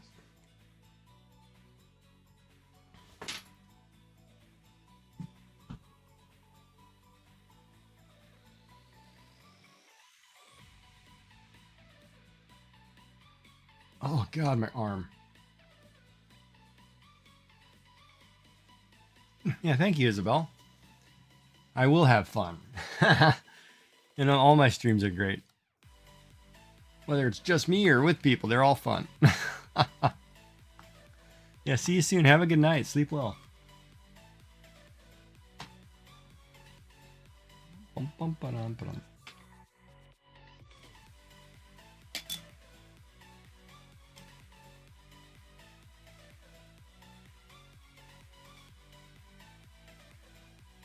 And we're still decreasing our rows.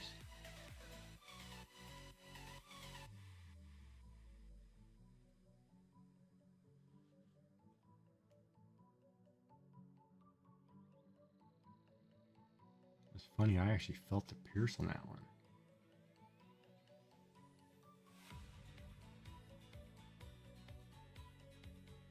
Have a good night.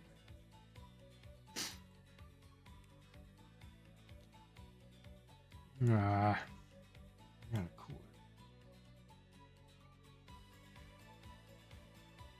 Gotta re-roll this ball. I'm gonna sit here and re-roll this ball. Yarn. It's losing its shape. I should just put it in a bucket. Oh, that's what I should do. I could drop it in this bowl over here and then just pull it. Better idea, actually. Don't be so stupid, Gigi. You may look good, but you're an idiot. I don't know about the looking good. Agree with the idiot.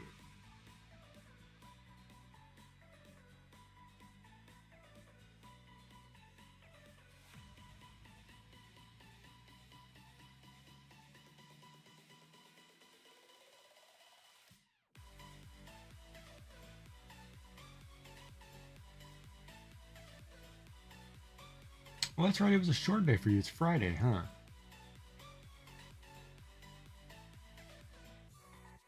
If you start watching that video, let me know, and then I'll run down and grab a drink and some food. I'll go get it here in the next break. It's coming. It's coming in 5 minutes. So.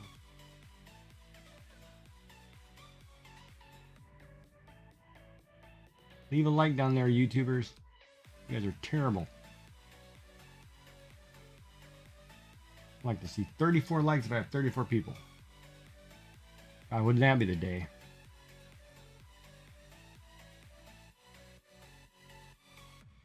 I would like to see a mass increase in followers this next month.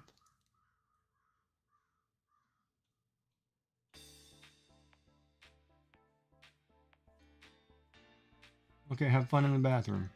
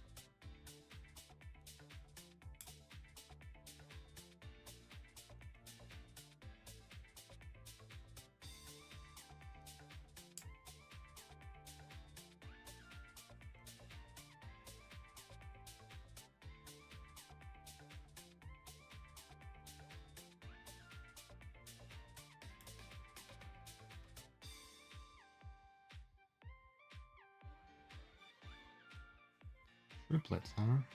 Good idea. Draw 3 panes. And now I gotta go to the bathroom. Thanks.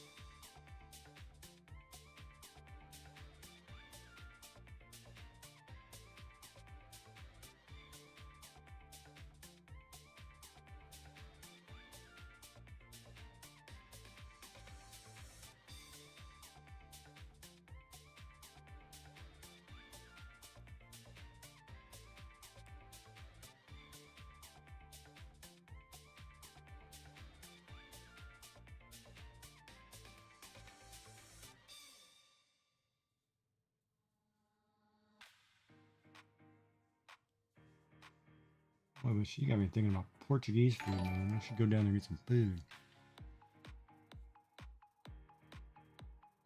Exotic Kitty 3 rated you with the party 11. Oh, welcome in, Raiders. Hello, hello. Kitty raid. Hello, hello. How are you? What were you guys up to tonight? Did that thing give you a shout out? Oh, it did. No. Oh, no, it just gave me a message. How are you? How is everybody? I'm just, I'm teaching myself how to knit a dishcloth, so I'm doing something new.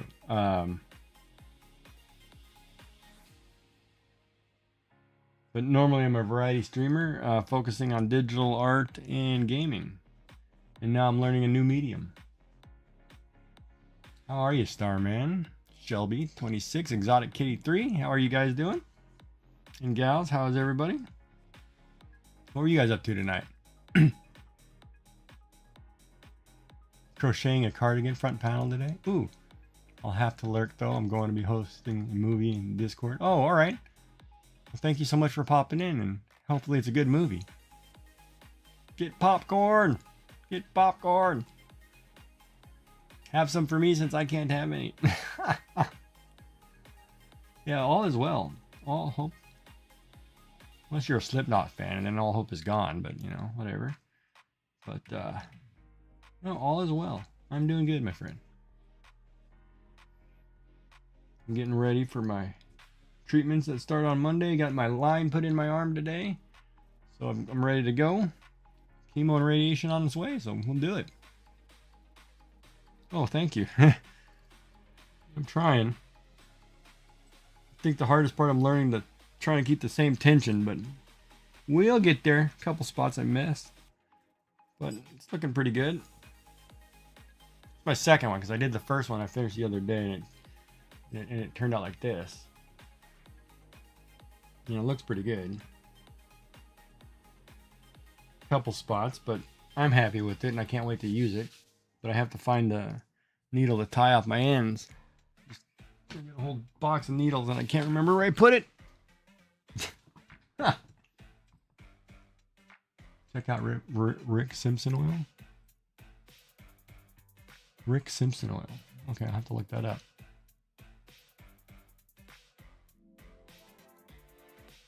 What is that stuff? Rick Simpson oil. Oh, for cancer. Oh, it's a cannabis product for cancer.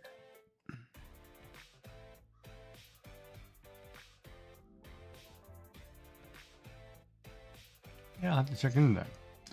But no, I'm usually pretty good. Because I have esophageal cancer, which goes into the stomach. But yeah, it seems pretty good. I mean, we're going to have a surgery at the end to remove it all anyway, but start with chemo and radiation and go from there.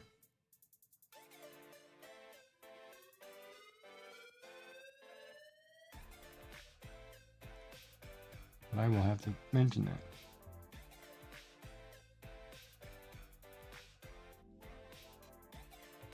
Boom. And now we're starting our decrease. We're grabbing 2.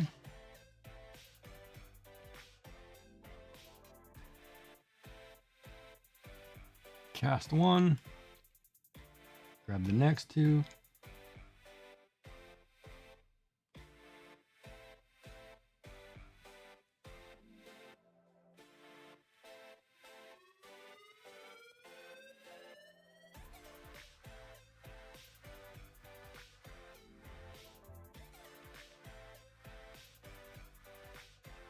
And back to the normal knitting.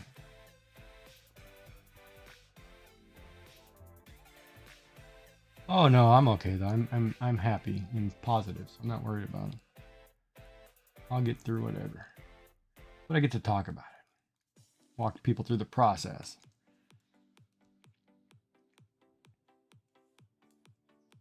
So if you want to know how it's going, leave a follow and you can follow along as we go through this for the next month. 25 days of treatment. Pick line put in my arm, may get a portacath put in my chest still, I don't know. Iron transfusion on Sunday, followed by treatments on Monday. So we're getting ready to go and getting ramped up. And then hopefully when it's all said and done, I don't have to eat pureed food. And soft stuff, and I can get back to things I like. But we'll do it. We'll get through it. Yeah, enjoy the movie. Hopefully it's good. What movie is it, by the way? Say Star Wars. Say Star Wars.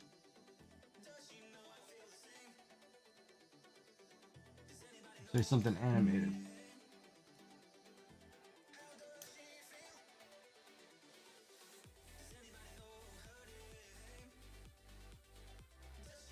What'd you have for supper tonight, Molly?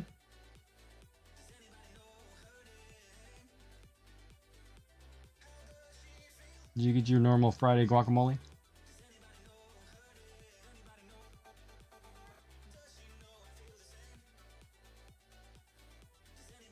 Oh man, the ad break came. You guys may be locked behind an ad. I totally forgot.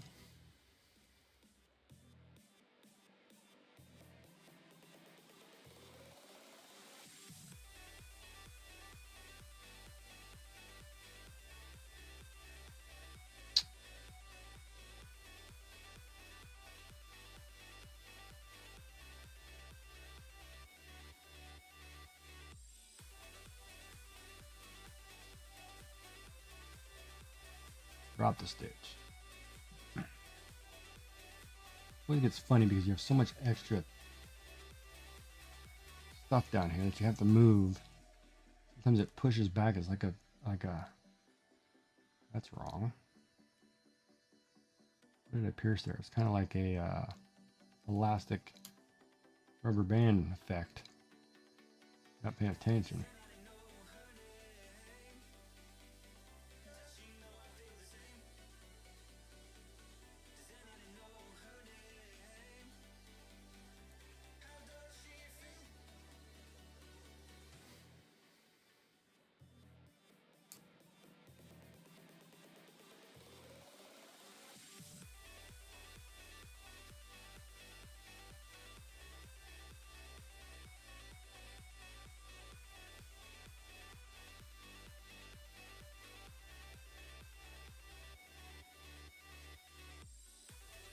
All right, there we go.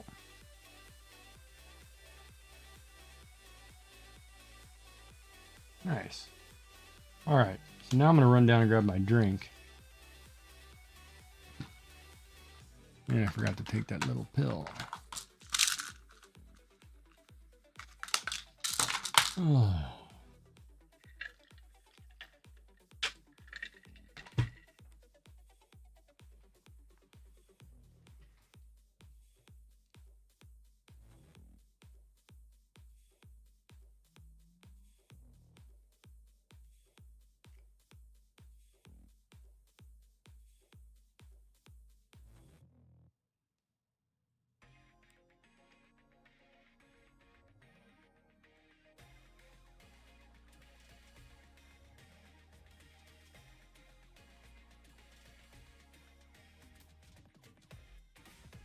All right. Well, I will be right back. Let me run down here, go to the washroom, do all that stuff, grab my thing, stretch my legs. We'll be right back. Hang tight, folks.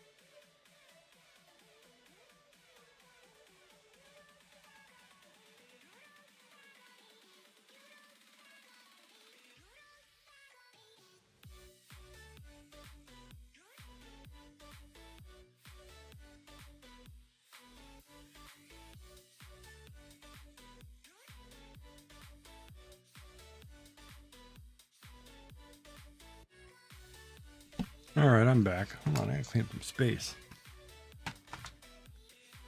I don't just see me stuffing my face. It looks like they got the wrong beans again. Those don't look refried to me. Dude, did they not understand? Oh, they refried versus black? Or what, man?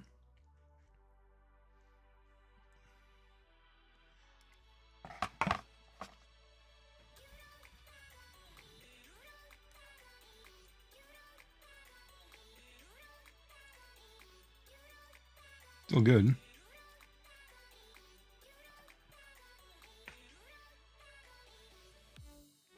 Not the same when you want a refried bean.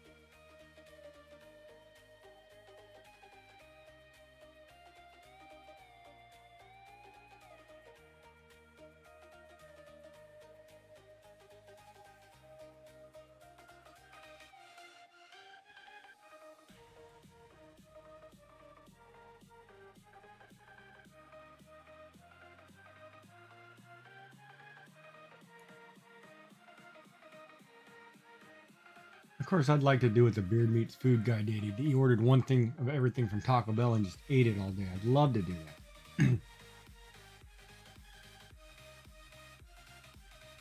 course, that would be me doing it as a breakfast, lunch, and dinner, not all in one sitting.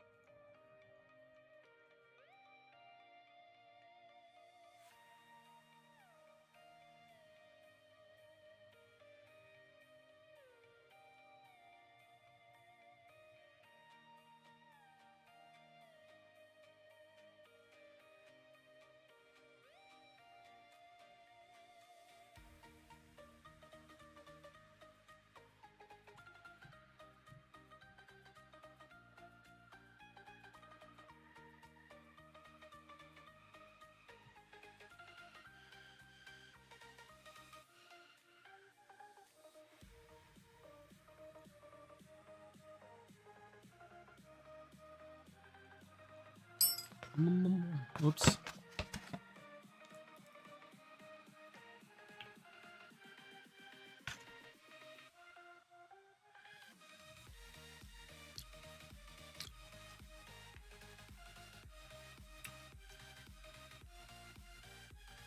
Yeah, you definitely can't go wrong with guacamole.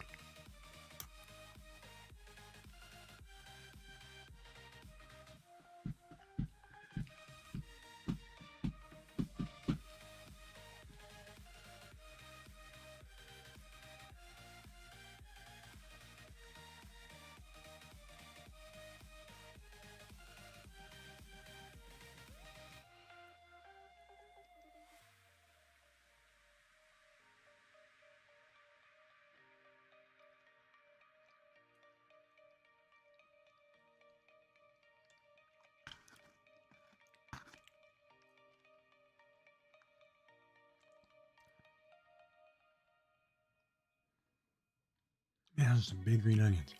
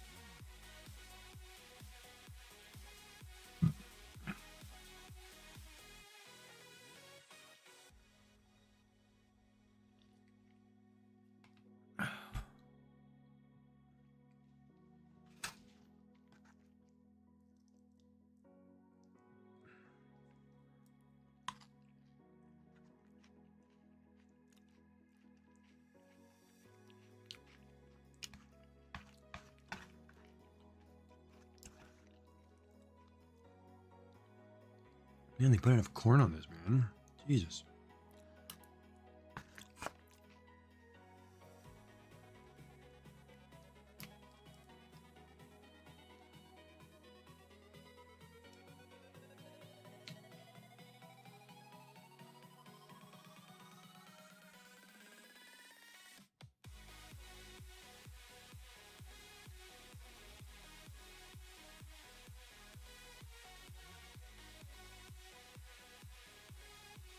Maybe 4.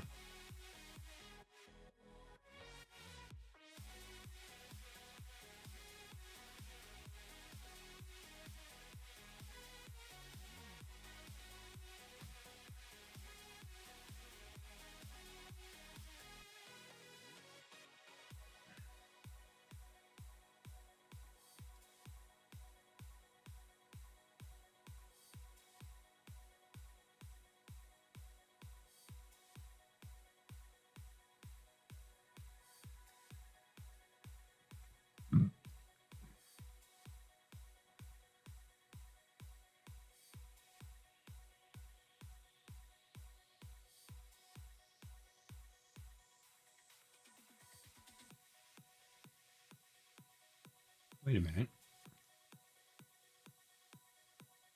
Did I drop a stitch there? think I dropped it.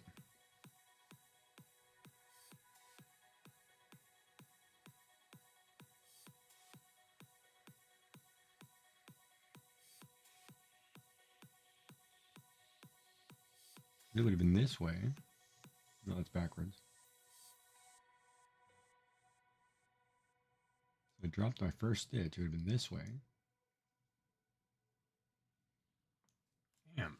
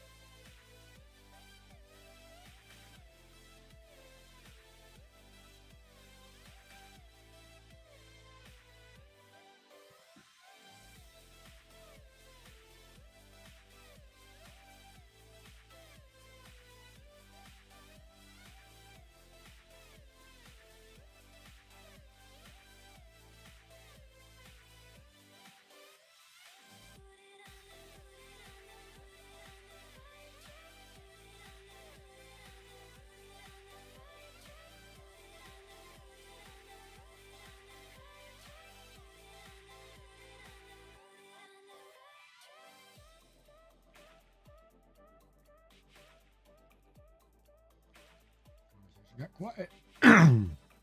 Oh, frog. Ow, ankle.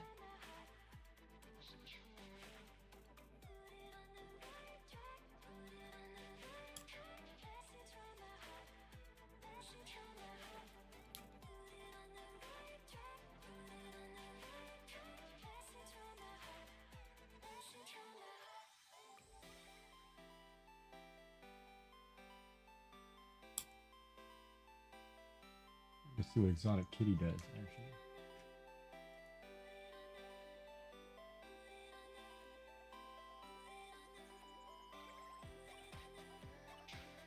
Oh, I already followed Exotic Kitty.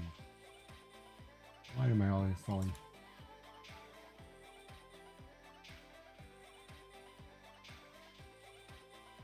I wonder why I follow her already.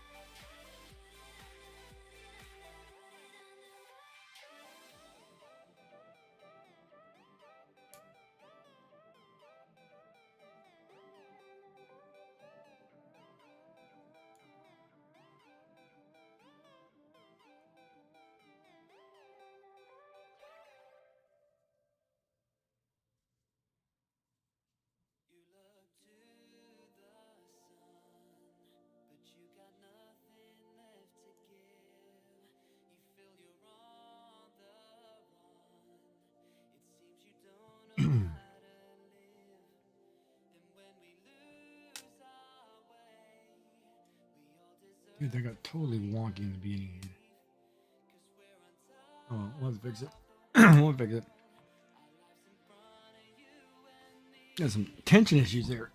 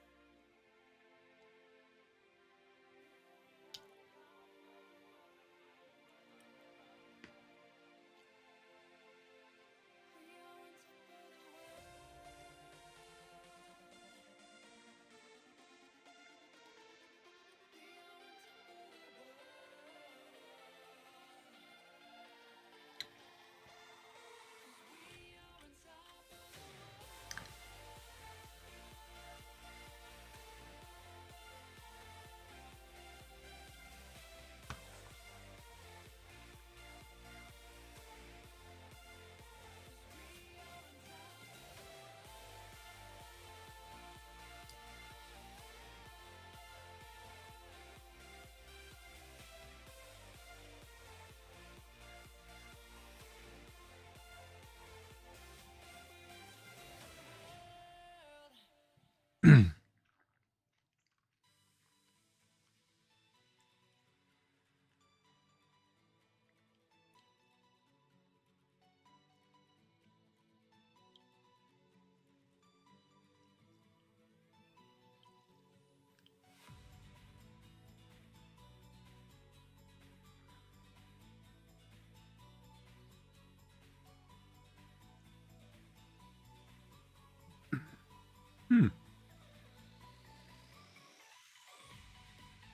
Interesting.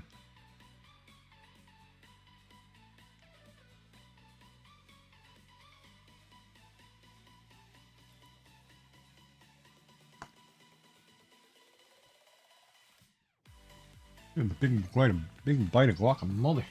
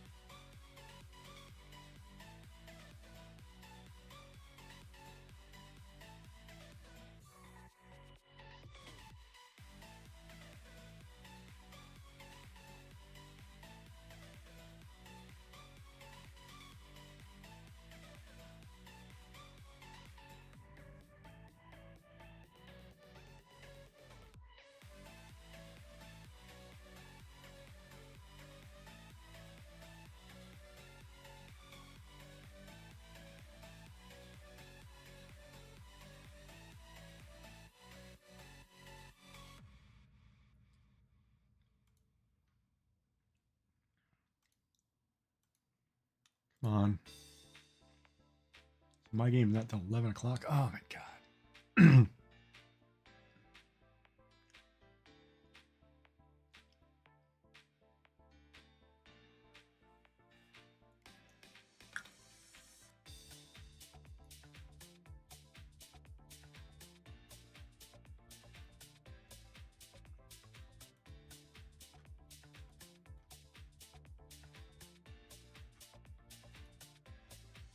Guys, start in 17 seconds. And we'll break right here for ads. Gives me a chance to put the baseball game on. Move my dishcloth so I can see it.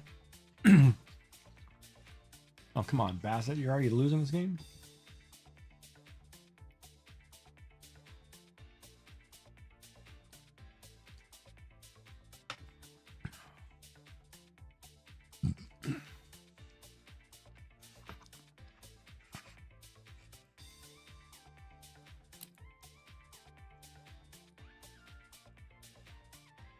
We got an ad break coming.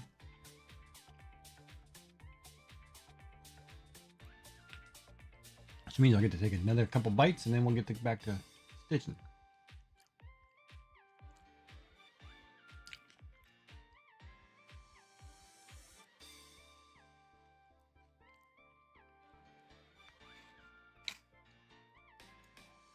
That guac is nice today.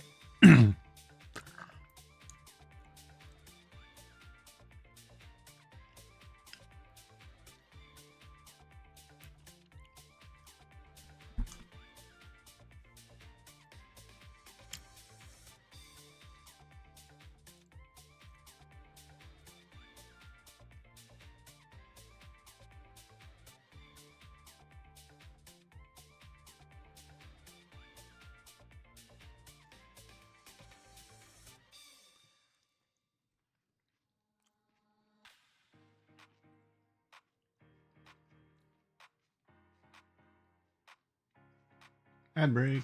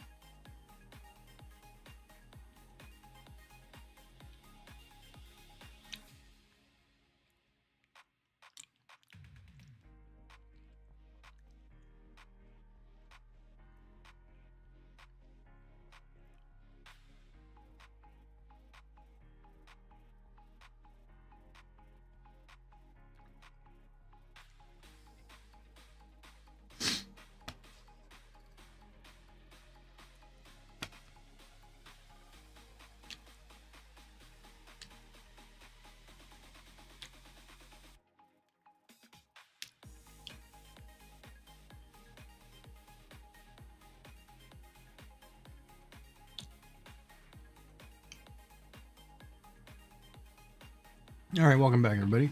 Let me get back to stitching here. Well, I had a good chance watching some ads.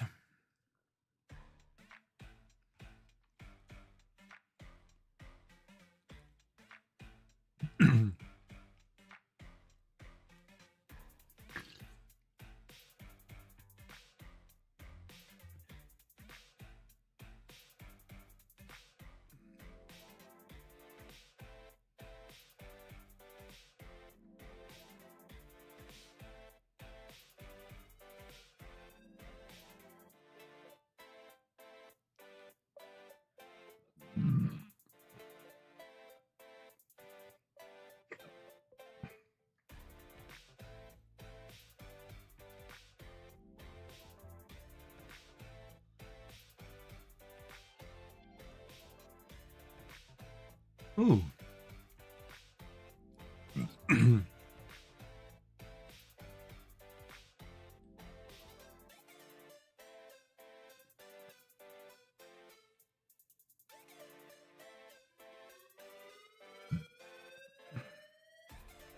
Ugh.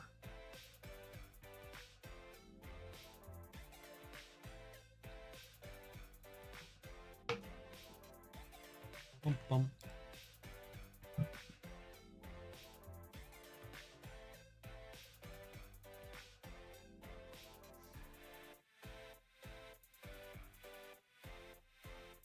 I'm gonna start her decreasing.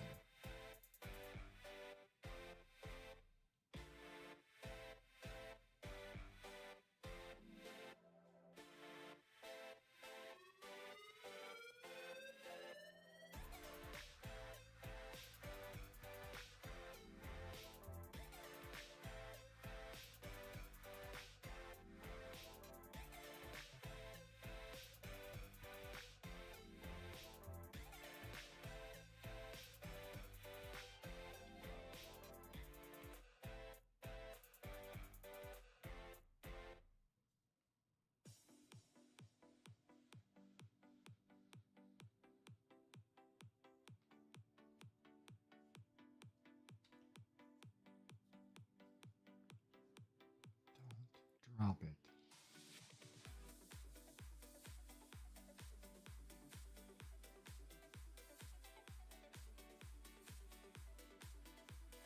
I said don't drop it, and I dropped the next two.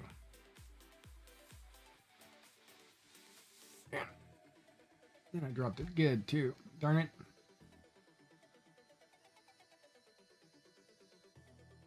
Bring a crochet hook. Pull it back in.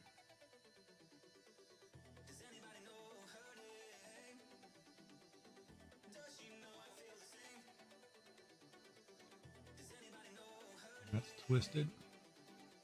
It's gotta go the other way.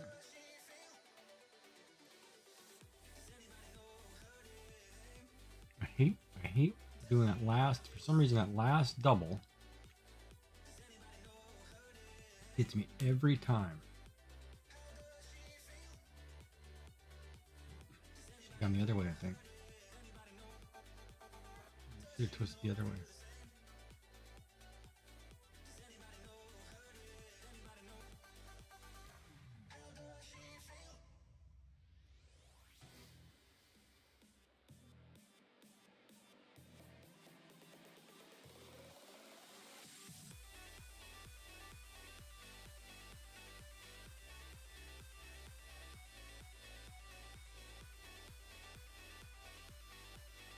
Oh, that's wrong.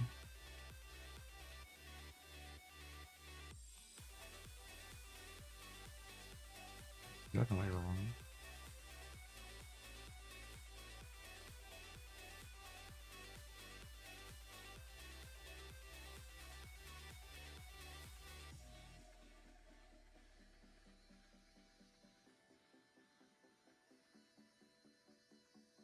Hold on a second.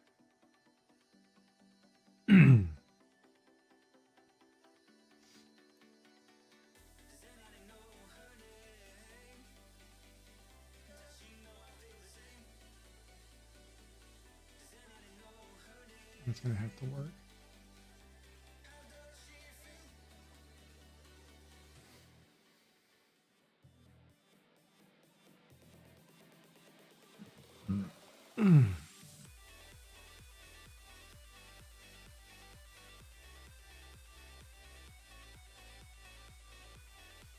Now you can't get through there? Through there every other time.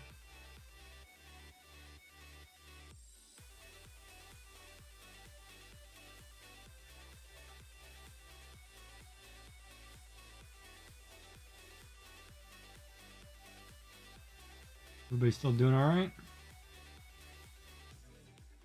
Got quiet on me.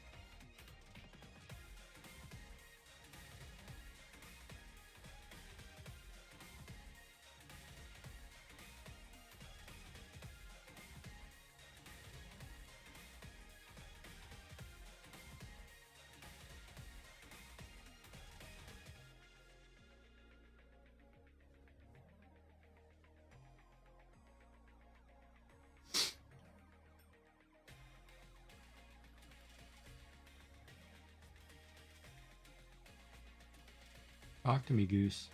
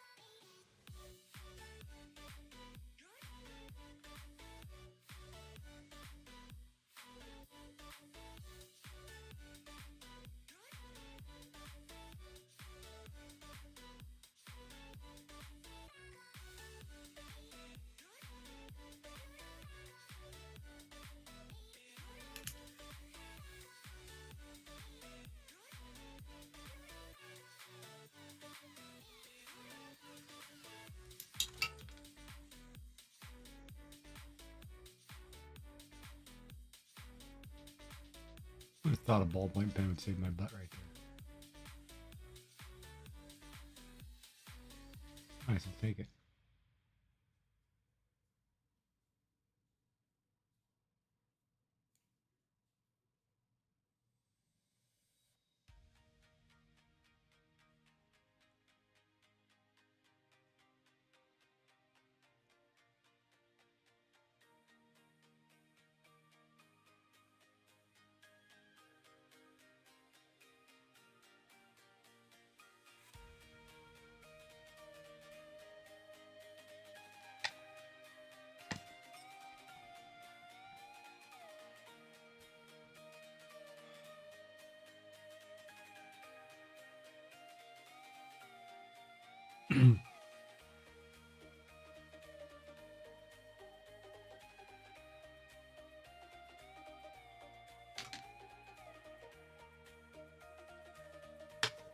All right. We're down to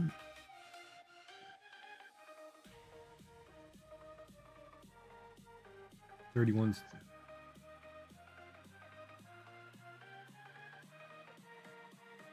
21. 21, not 31.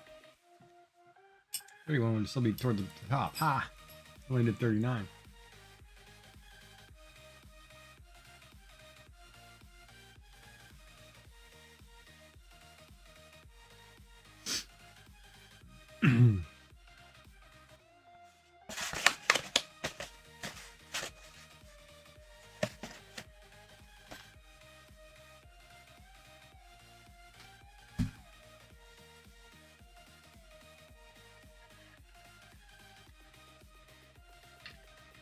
All right.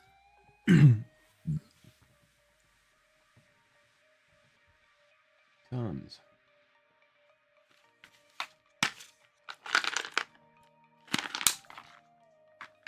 Okay, that's pretty impressive. How you doing there, Shenanigans? What's up, buddy? How are you today?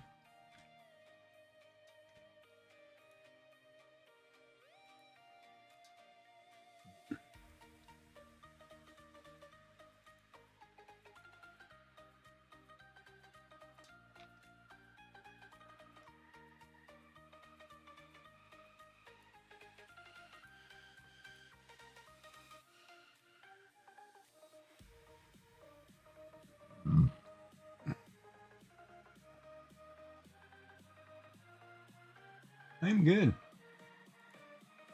I've had a long day, but I'm good. I'm getting one step closer. I've got a port put in my arm. So I'm ready to go for Monday. And I'm good. Just tired.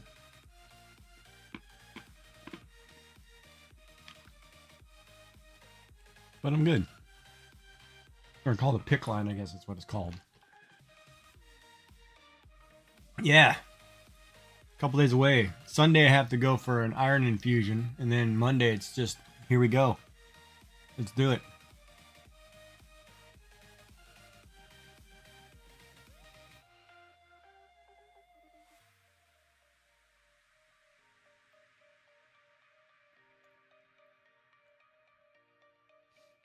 Yeah, I think it's called a pick.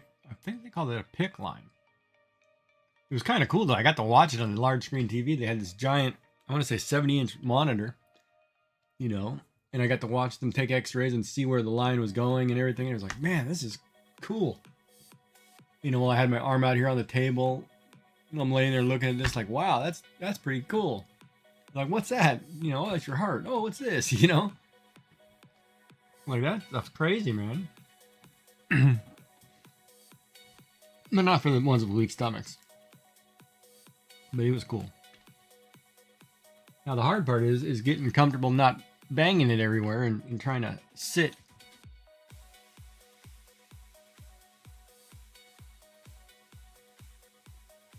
You know, of course showering is going to be interesting, but as long as I can wash my hair, I don't really care.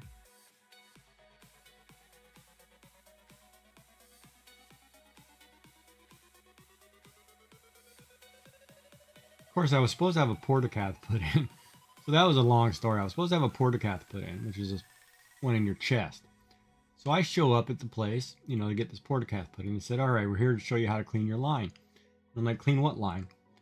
Line to your portacath. And I said, I don't have a portacath. I'm here to get one put in. And they're like, no, you're not. I'm like, yes, I am. So then they go through my records and said, oh my God, you are. Well, we don't do that at this hospital. You have to go to this hospital. And so they call around. About an hour later, they say, oh no, you're done. You're not going to get one today. So you're going to go home and come back later. You know, when you come back Sunday, we'll do your thing and you just come in here and sit down in this chair. Like, not a problem. So, you know, it wasn't going to happen. So then they call me right as I was about to leave the hospital and say, hey, you still here? And I was like, yeah. They said, give us half an hour. We're going to see if we can't get that thing put in your chest. And I'm like, all right, whatever. Let's do it. You know, I'm already here. You know, I've already spent all day. I'm starving to death. I can't eat anyway. So I'm like, all right, let's do it. So then, you know, they come about half an hour later, said, no, we're going to take you upstairs. We're just going to put this pick line in. And I'm like, and then if we need the portacath, then you go get that on your normal appointment. And I was like, okay, sure. Let's have more reasons to cut me open. And hope to God I don't get sepsis, but sure, let's do it. So I was like, all right. So I went, the ladies up there are really nice. And they get, I don't know if it's me or if I've lost privacy. Like they stand there and said, hey, we're going to need you to, take off your vest and your shirt and put this gown on. So I stripped down right in front of these ladies, right? Like, okay, sure, whatever. And I take it all off. And, one of them's laughing and smiling. And I'm like, was I supposed to go in a room or something? Or what, because I'm thinking, I'm too old to give a crap. I'm just going to strip down. You want me to get naked? I'll get naked. It doesn't bother me, right? So I was like, but thinking about it in hindsight, I'm like, she was kind of giggling, laughing. I was like, maybe I wasn't supposed to do that. I was like, whatever. So then they put you on this table, jam a board under you so your arms out, ultrasound, do all this stuff, try to find the veins. They show me which veins they're going to use in my arm. I'm like, okay, cool. And they go, your veins are great, blah, blah, blah. And then they do the procedure. After they give you this numbing needle, which, oh my God, the freezing needle hurts like crap. But, it's like the one you get in your mouth, but painful. And then she's like, okay, tell me if you feel anything sharp. Can you feel this? I'm like, nope. How about now? Maybe. Like, not really. And then like, okay, well, blah, blah, blah. A few seconds later, it's in. The wire's in. I'm like, what are you talking about? And they start looking up at the monitor. I'm like, geez, that was quick. You jammed that whole thing through my arm and through the vein. And I was like, all right, well, it's in. And then now I'm home and here it is. Can't wipe this stuff off for 2 days. This pink stuff, But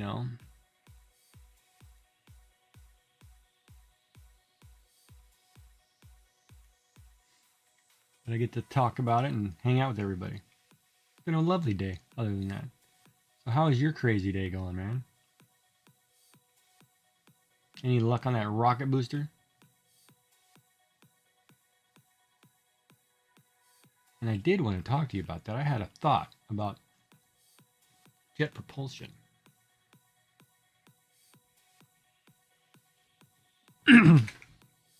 Right, that's what I thought too, right? But then I'm sitting here thinking, oh, wait a minute, that girl's only like 24, and the other one's only like 26, and they're probably not used to just somebody stripping down. And I'm like, probably shouldn't do that, And the other lady, she's close to 50 something, and she don't care. And I'm like, I don't care. Might get a girlfriend out of it. Who knows, right? But, no, I'm kidding. But, yeah, I don't care. So, here's a thought. And I was thinking, because you're trying to build a rocket engine which is cylindrical. That has a tube that goes into it that pumps gas. And another tube that pumps air to kind of fuse the two together, right? And then those two then jut out some port, creating your flame.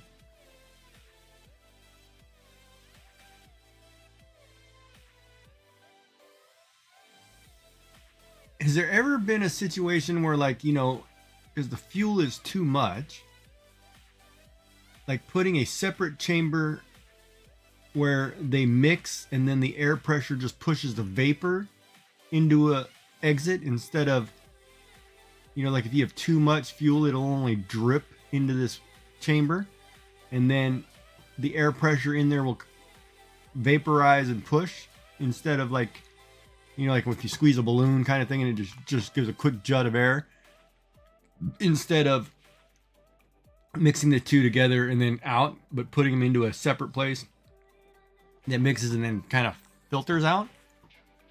Is that possibility, or is that crazy? Or does it make any sense, or am I just an idiot?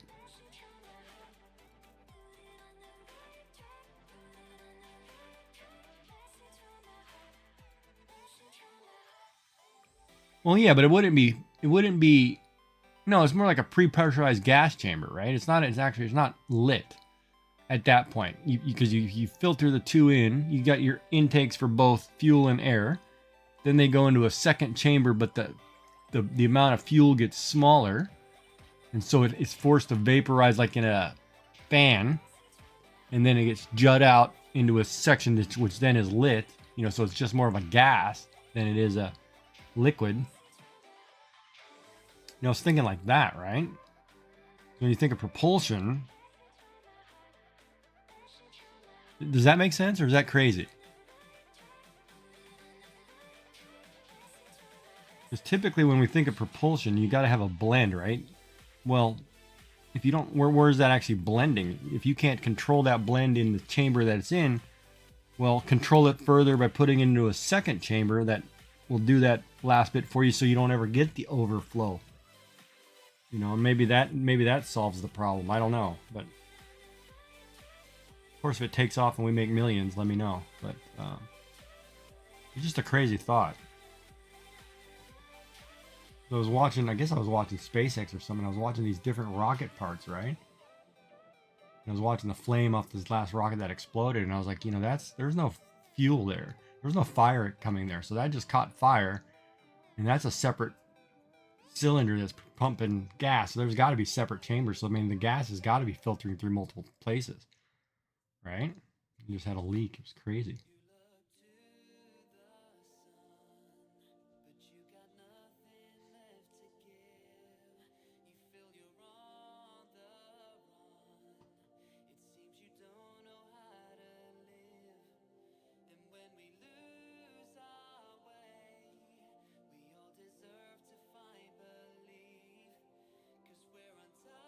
Because you don't need it blowing out fuel, you need it blowing out vapor. So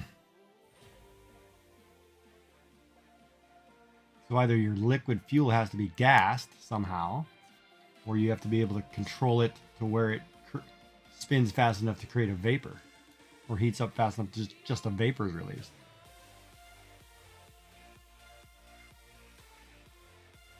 And one way to do that's a fan, right?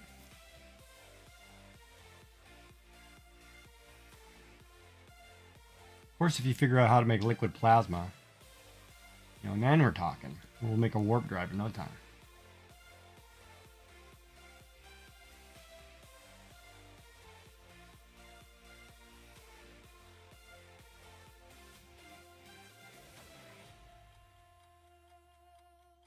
Yeah, out of metal. Oh, did you finish that CNC machine assembly?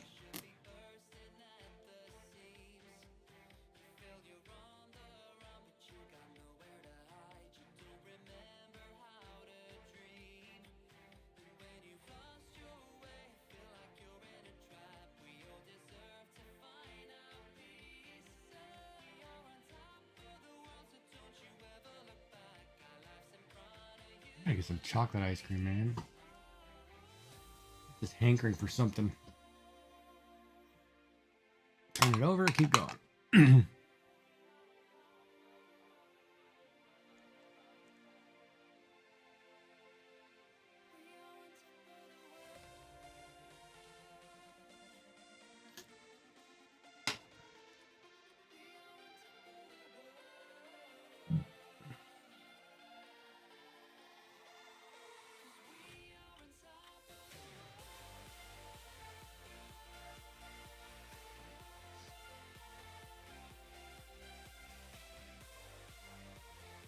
Oh, you're learning cam now? Okay.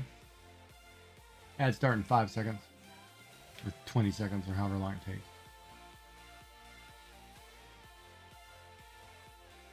Ooh, that's got little tighten spots.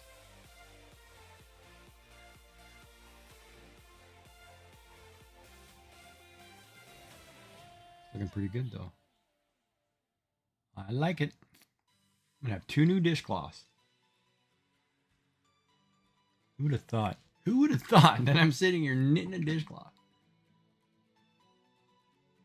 Life changes, man.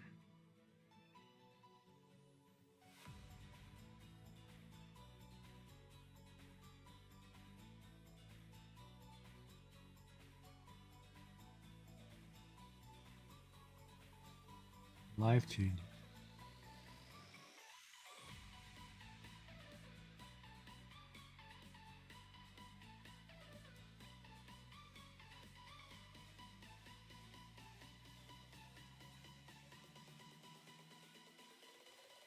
Here's the ad break.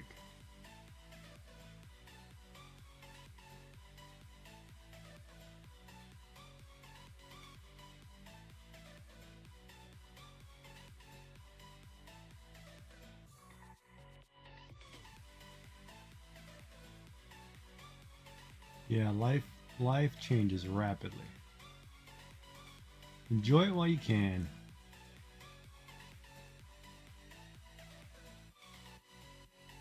And I am too. I'm gonna start enjoying things that I don't get to do normally. And even if it's something small. Like today I want an ice cream, you know, or tomorrow I want to go to the park, or I'm just gonna enjoy the simple things.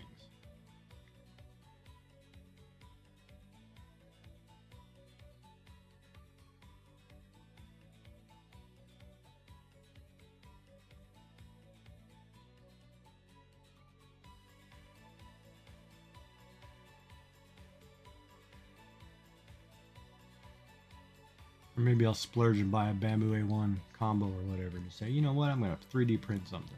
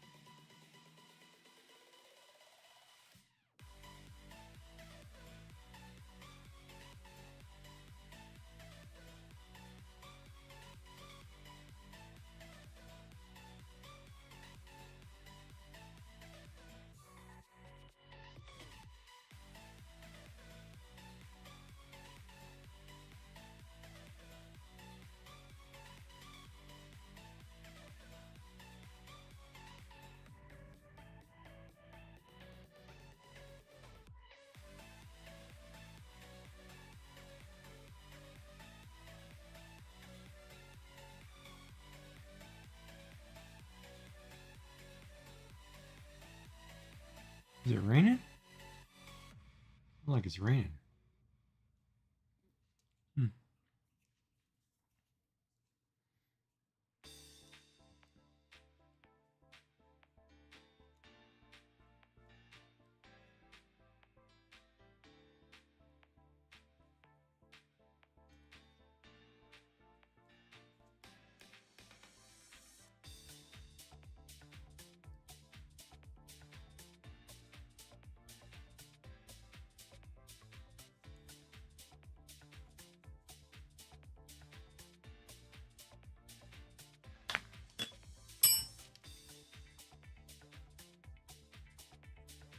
God, I wish I had put that in my other arm. Keep banging this thing.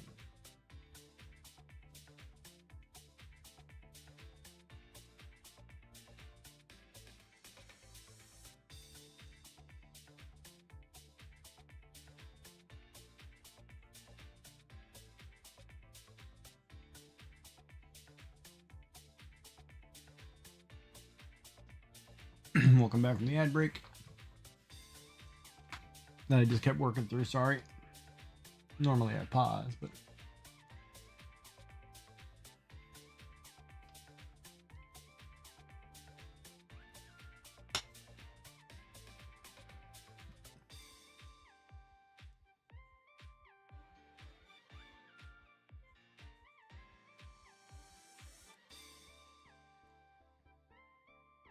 it's the random tiredness that sucks.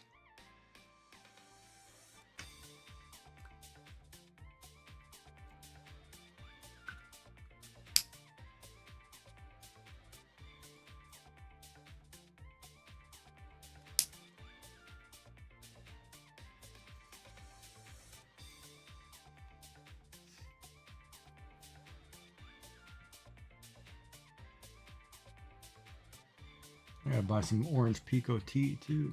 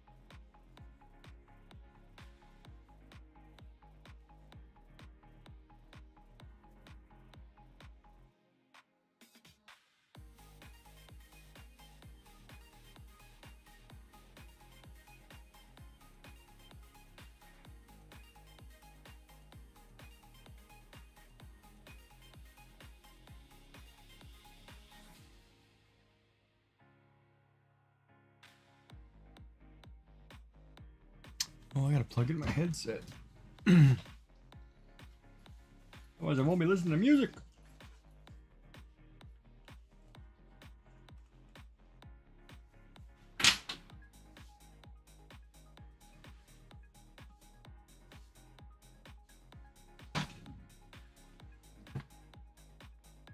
Can't listen to metal music without a headset.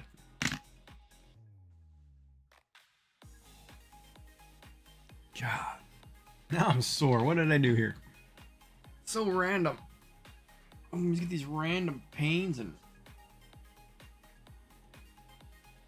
I've got like 8 pillows on my bed right now just to make a nest I can nuzzle in and not move at times. Holy crap.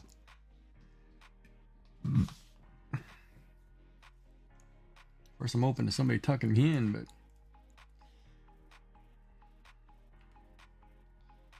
my mother's gonna come and stay with me for half the month. I was like, oh, that ought to be fun. It's got good old days. You're sick and mom's there, you know.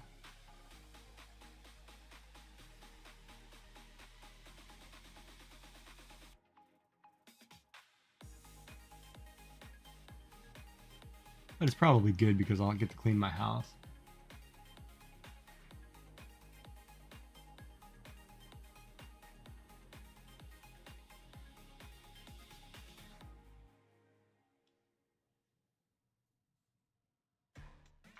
Plus, you know, she's all talking, you know, the bad part. She's talking about making me all my favorite foods and things. I'm like, Mother, I can't eat any of that. I have to put that in a blender. Who is this?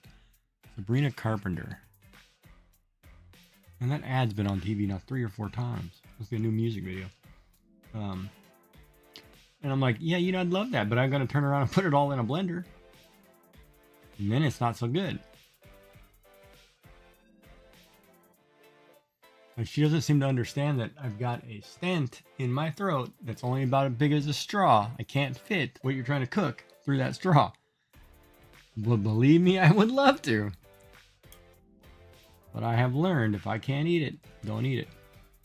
Of course, I sneak a few chips every now and then,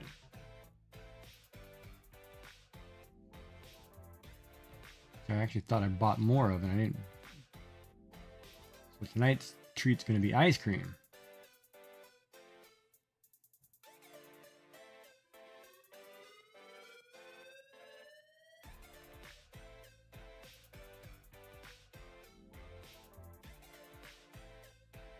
I think maybe I'll grab like some ice cream syrup.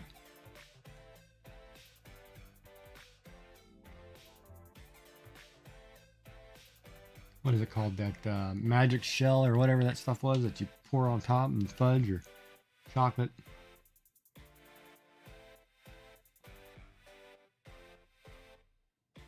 Good old stuff.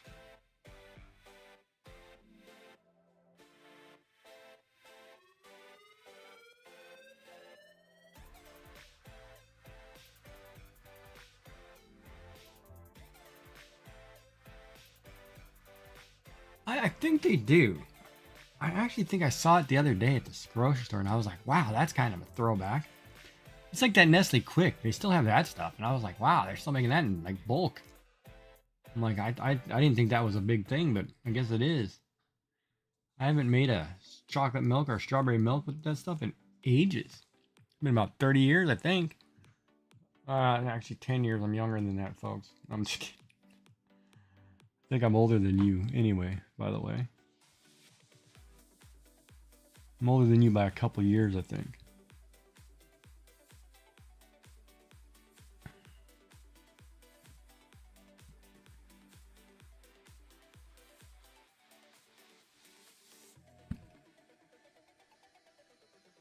Oh, how do you drop the ball like that, dude?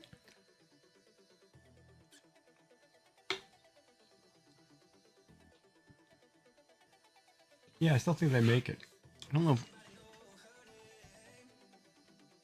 Let me look it up.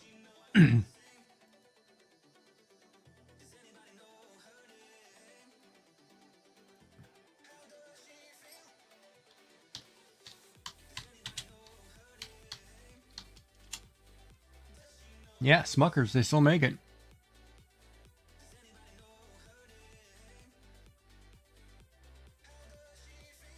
$15 on Amazon.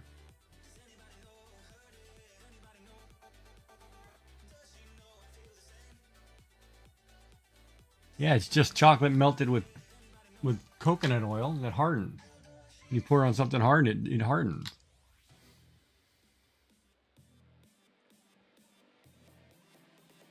And I used to love that crap, man, because you could sit there and take a spoon and then crack it.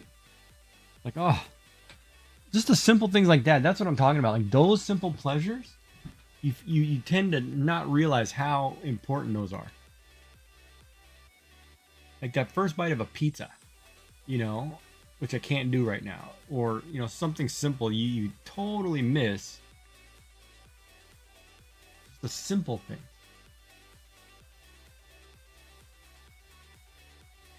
Like even when the doctor, she's a real sweet lady, you know, she says like, oh, we'll get through this. And she's rubbing my knee, my leg, you know, like real motherly, like, or compassionately. And it's like, you know, just the simple things. You miss just a simple. Here I go getting emotional. Ah. So this stuff will do to you.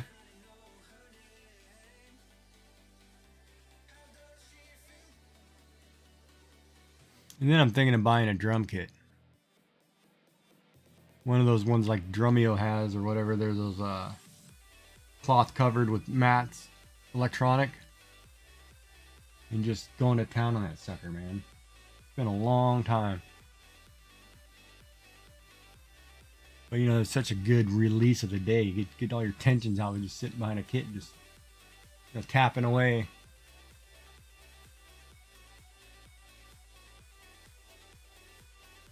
That's where our artistic side comes in handy. Probably why I like doing this. Just kind of relaxing. Oh, you got a 9-piece? Yeah. See, man, that makes a day too. Yeah, I gave mine to my brother when I moved out of country. I was like, nah, you can have it.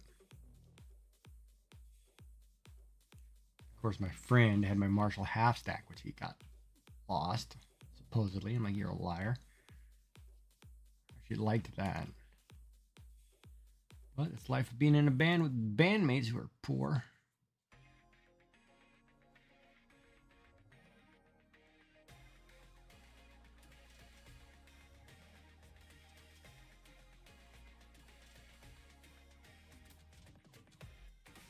Yeah, the Tama drum set. Tama.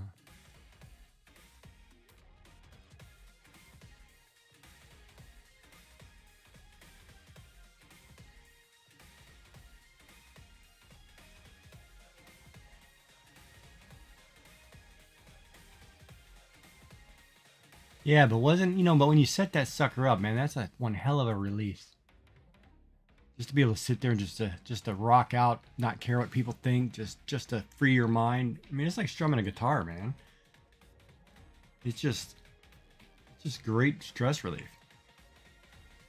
Of course, it was sucked for when I remember I used to live in my parents' house because I had a cop who lived on the corner. He'd always be like, "Oh, you're too loud. Let me, like, buddy, you gotta let a kid play, man." Old Sonar kit, yeah. As long as it sounds good.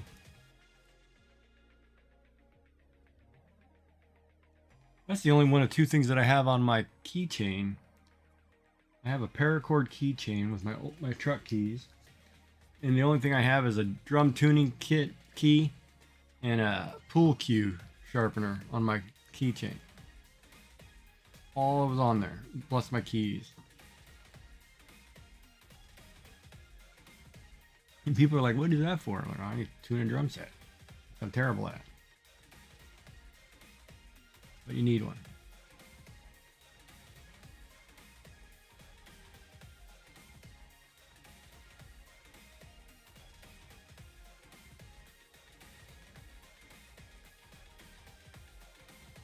Yeah, but they make these new electronic drum kits that you put on a headset or plug through your computer or whatever. It's all digital sound, but it's like a canvas cover that you're hitting and hard plastic cymbal that when you strike it radiates a computer note or something that triggers a sound. Kind of neat. Yeah, exactly.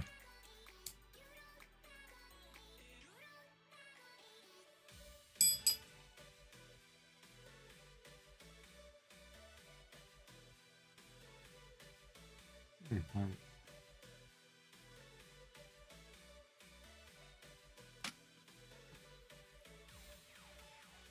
600 bucks.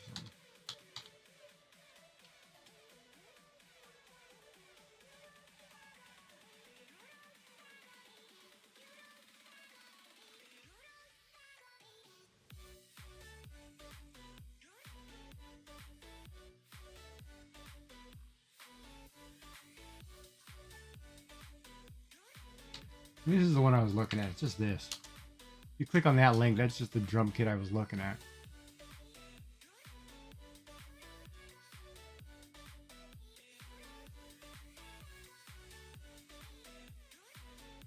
It's an electronic drum kit, man.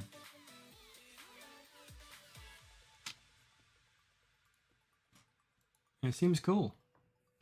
And Drumeo is a really good site because it takes if you've ever seen their YouTube videos, that's phenomenal. It takes like real metal drummers and they'll play them a band or a song they've never heard and they say, hey, recreate this. And it's totally cool.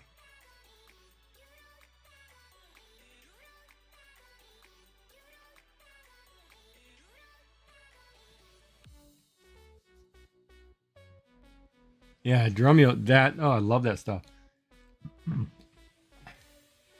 And I don't know why it's so relaxing, but it's cool to watch.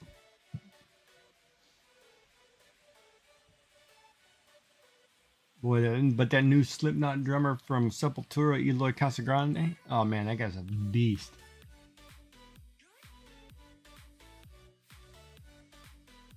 He is phenomenal.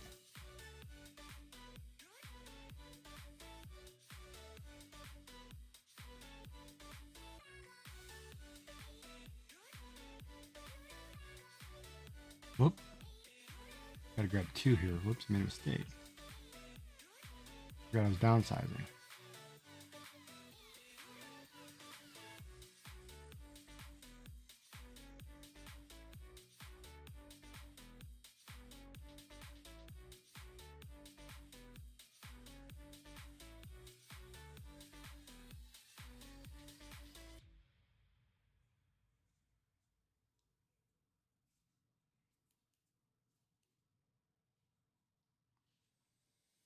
For those of you who don't know who's Sepultura from Brazil, probably should have looked them up.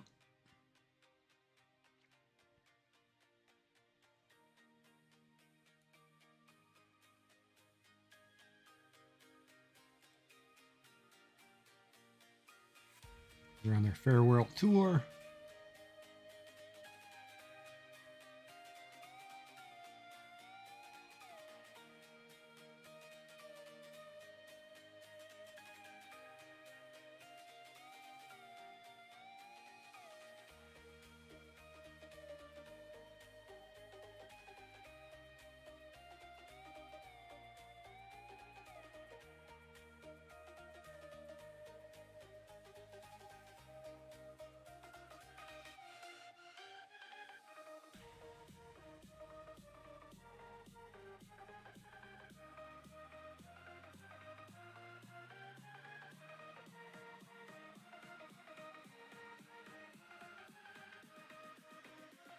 Too bad they wouldn't do a show with Max Cavalera, but not everybody can be friends.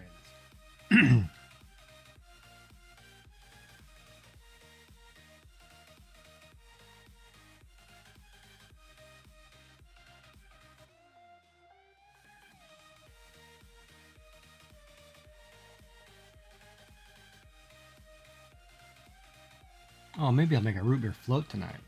That's what I'll do. I got new sugar-free ice cream. And I can add the A&W root beer, because I bought actual A&W root beer.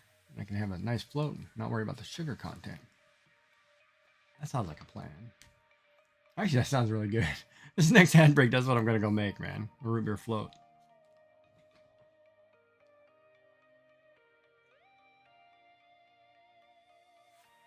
And it's all about the foam.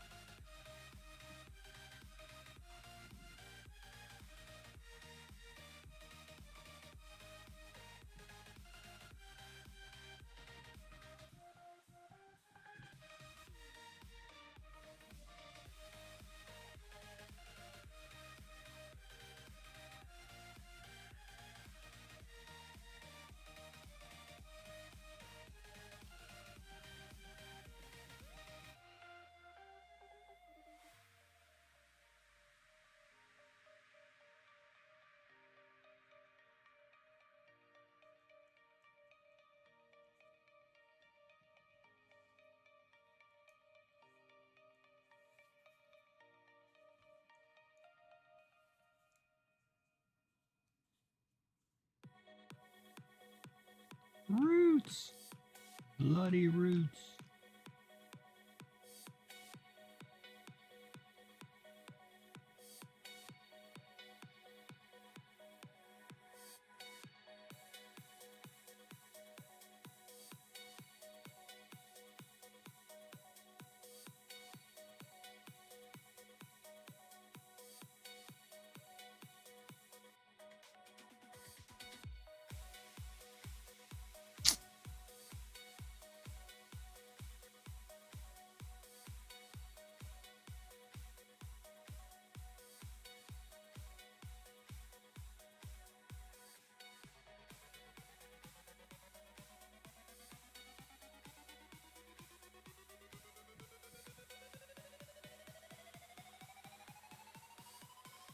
Ah, you little bugger.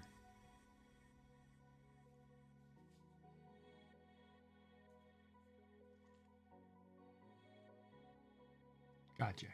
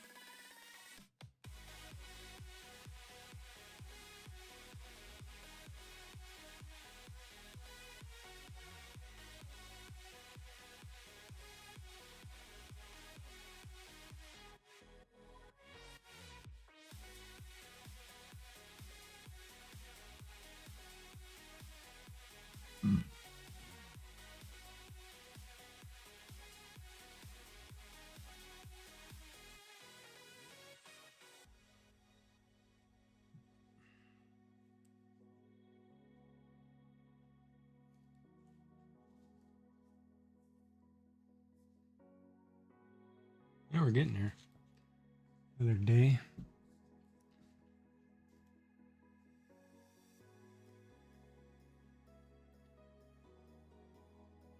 That's how much we got left. We're getting there. Woo!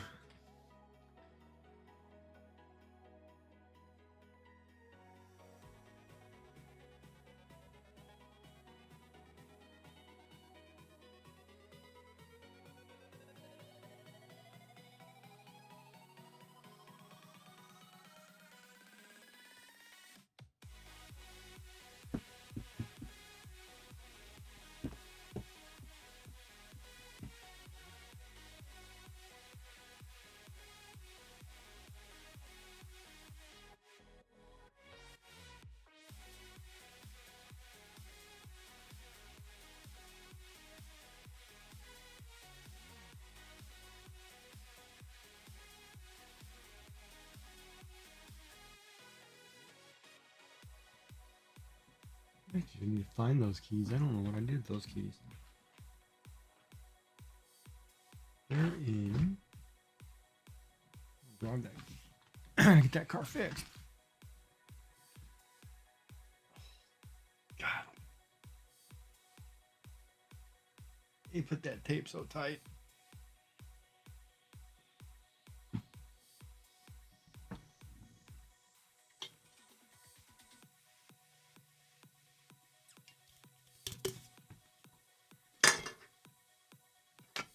Grab the second one. We won't need that though because I'm gonna go get ice cream. I'm gonna go get ice cream. Oh, I'm gonna go get ice cream right now because I got 2 minutes and then you got a 3-minute ad break. So I'll be right back. I'm gonna go get a root beer float.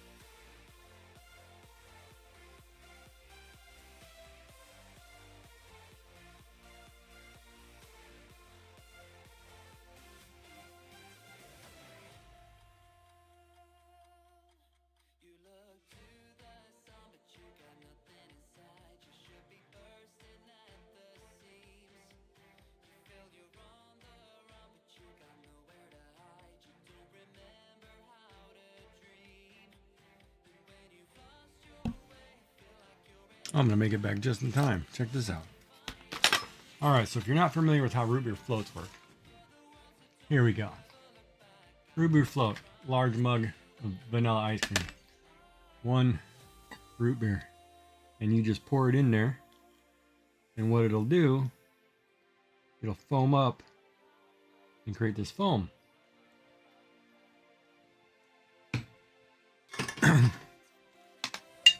And you have ice cream and foam, which is to die for.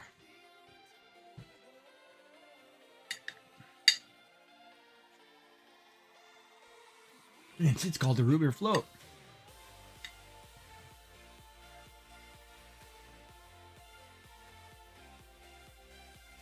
And it takes the ice cream and makes it icy, which is really cool.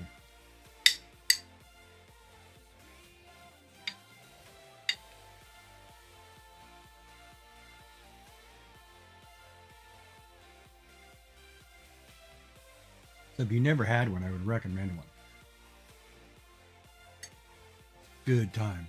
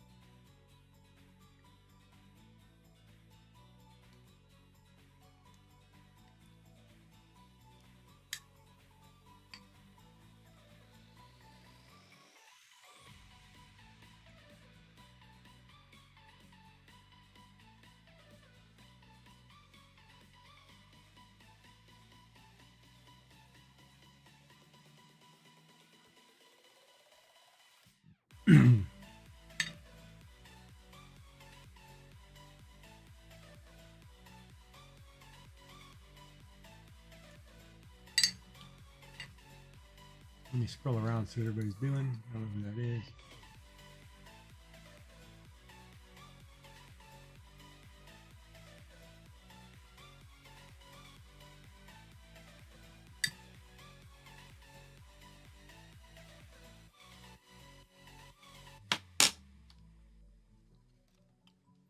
Oh.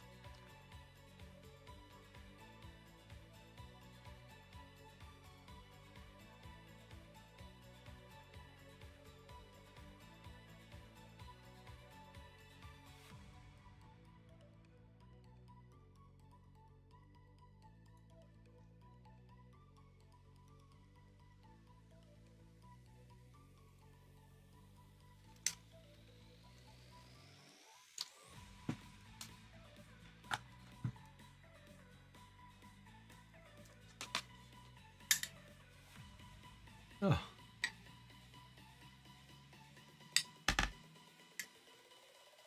So creamy.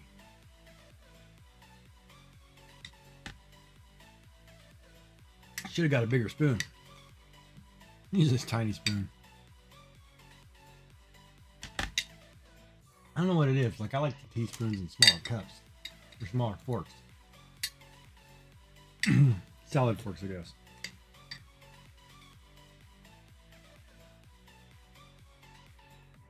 Sometimes I find the tablespoon and a dinner fork too big.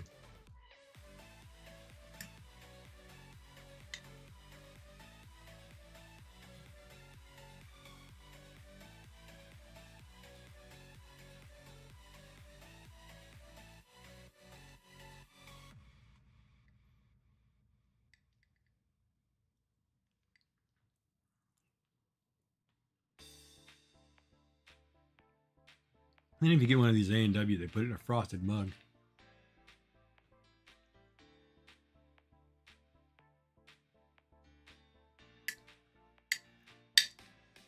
Which I miss A&W.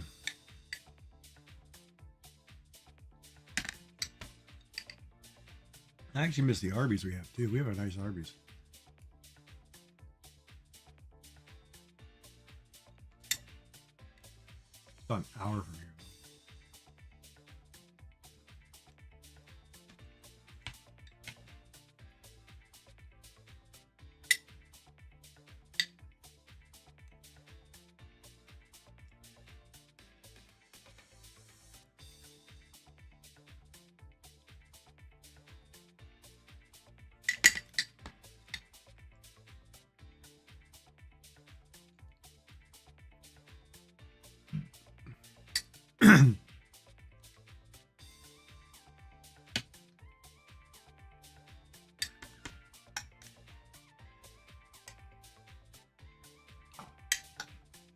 Oh, I'm getting a brain freeze.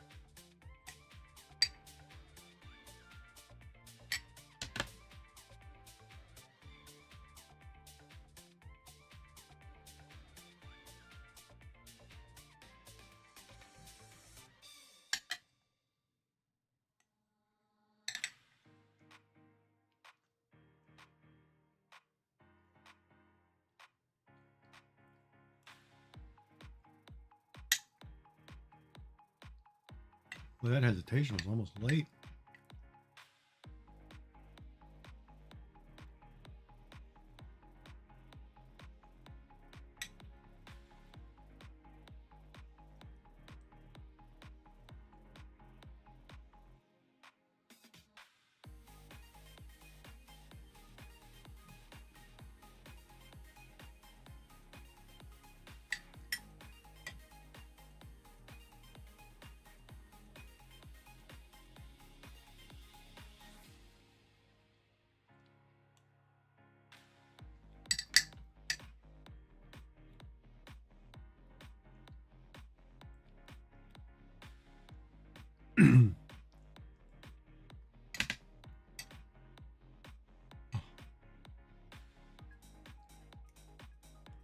You need to drink all the good stuff.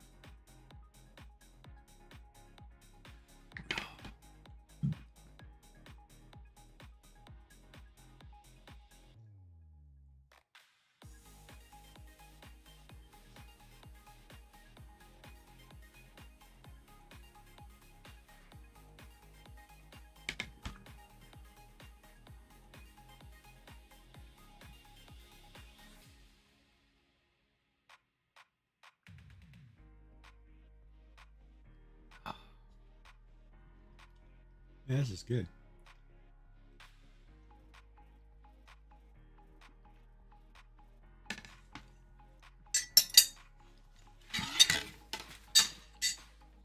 Yummy, yummy. Oh, and then an A&W commercial on my baseball game. That's awesome. If you're wondering what baseball game I'm watching, the Blue Jays and Angels.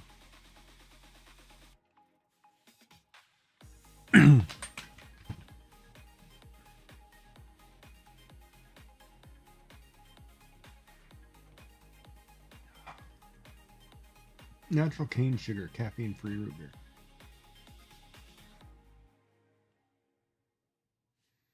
It's a lot of sugar, though, I think. Yeah, it's gonna keep me up for a while. All right, let's get back to this. We've only got, see here, another couple hours. Does that seem very slow?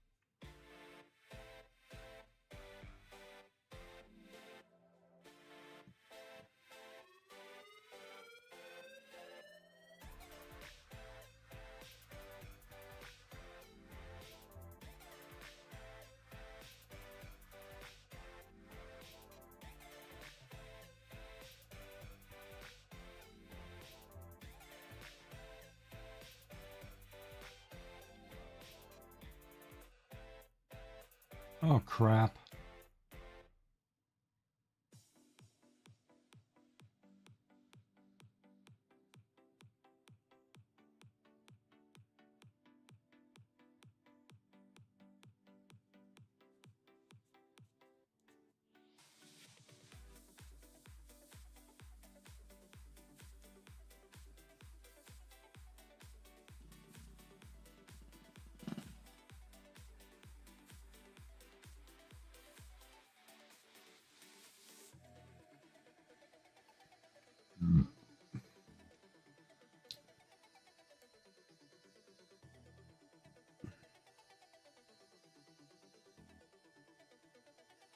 Giants game's on at 11. Oh man, I'll be in bed.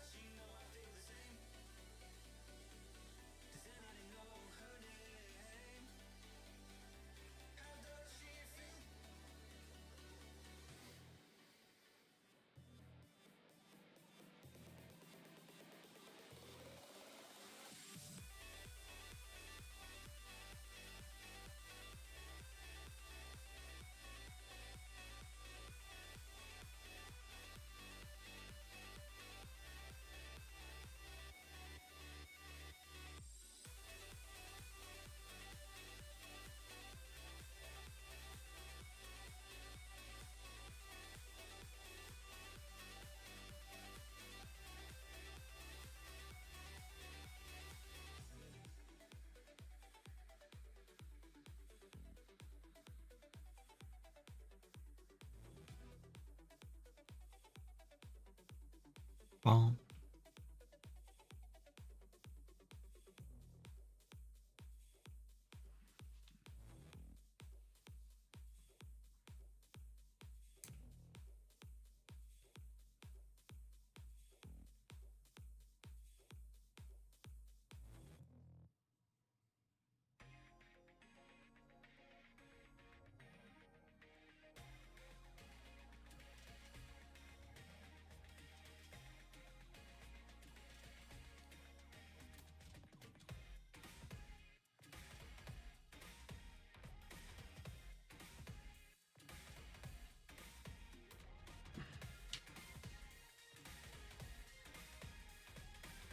Oh.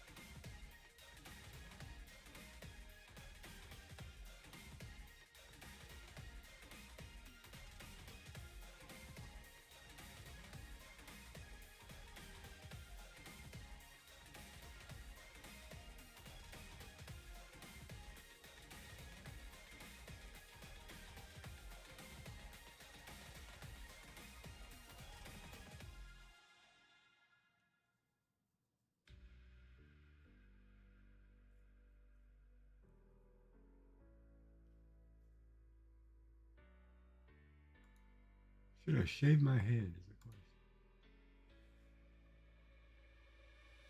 If nobody says no, then I can just shave my head.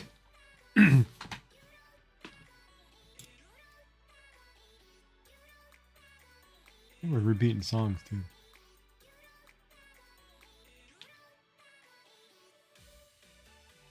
Try the cozy collection.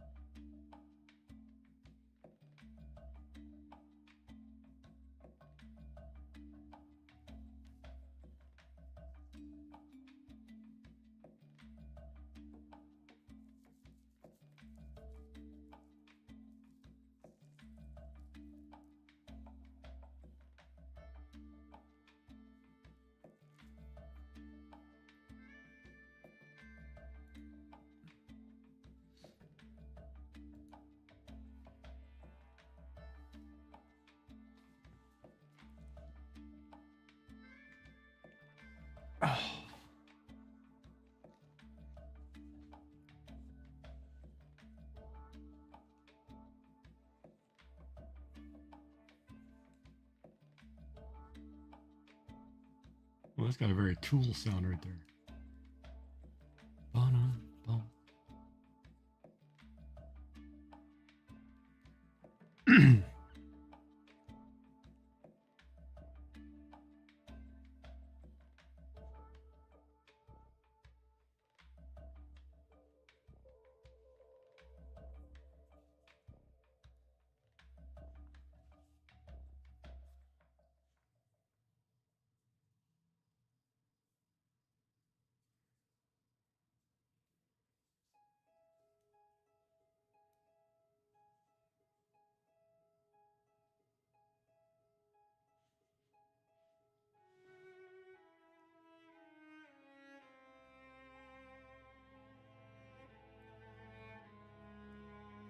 Stick it, wrap it, and pull it tight.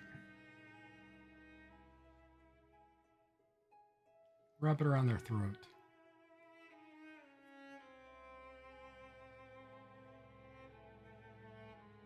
How is that cozy? That sounds so eerie. Like a Siberian sad song.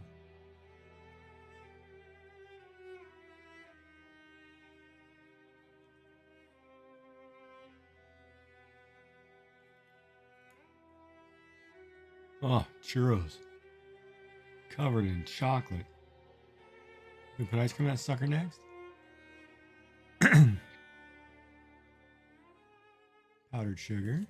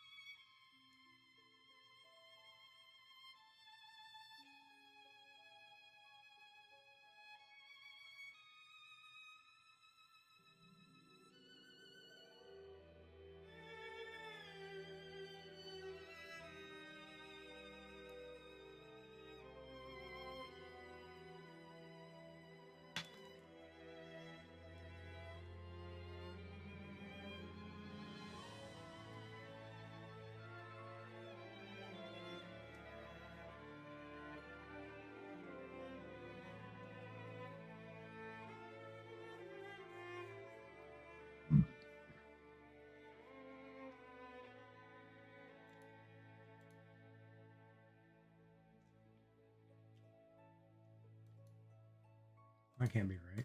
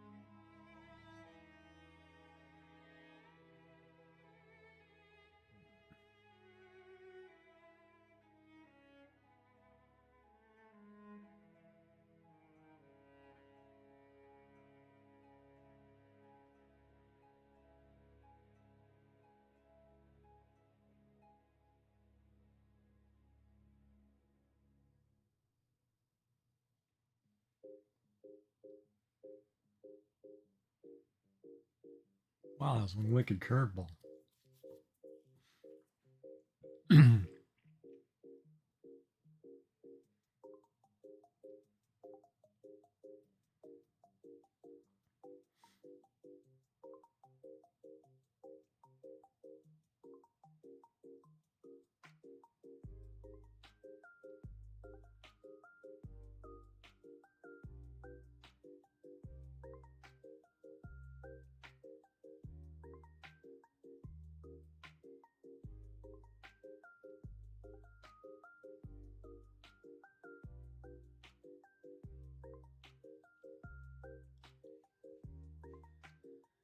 It's starting in 2 minutes.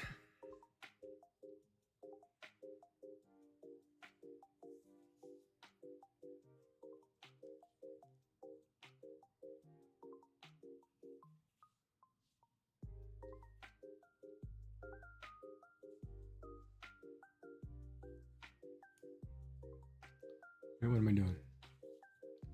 I'm decreasing.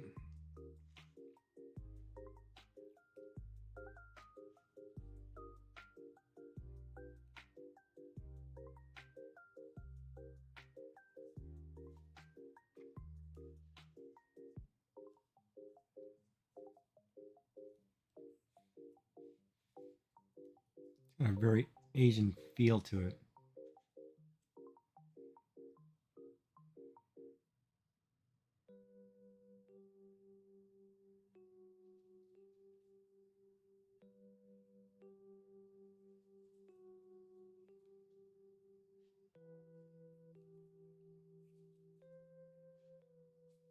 What's that?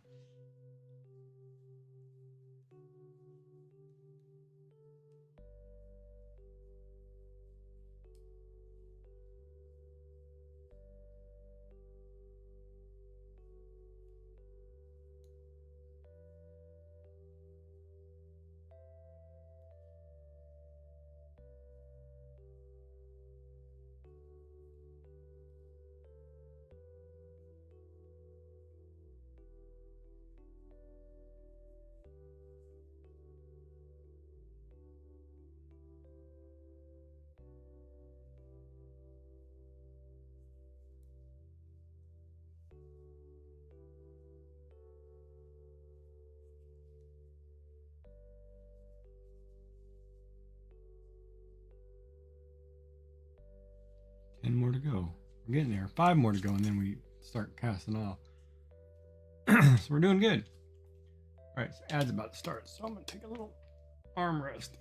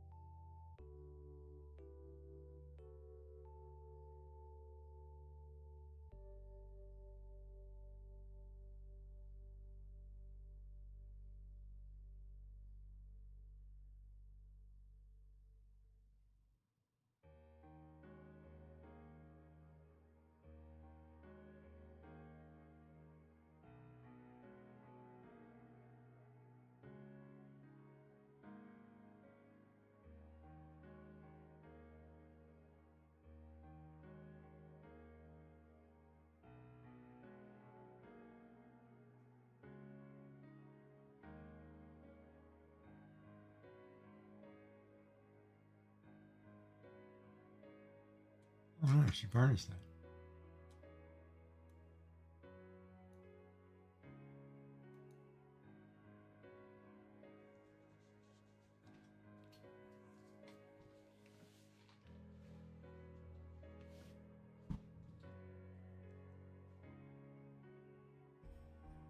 French fries would be nice too.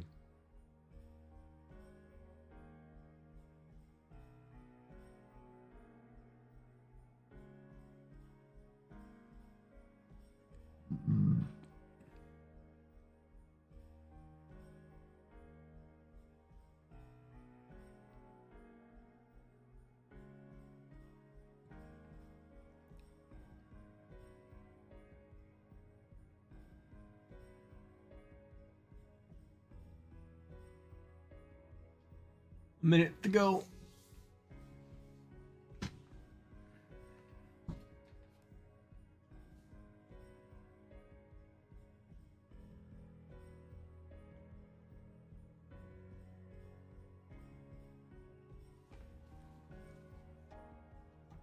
Itchy.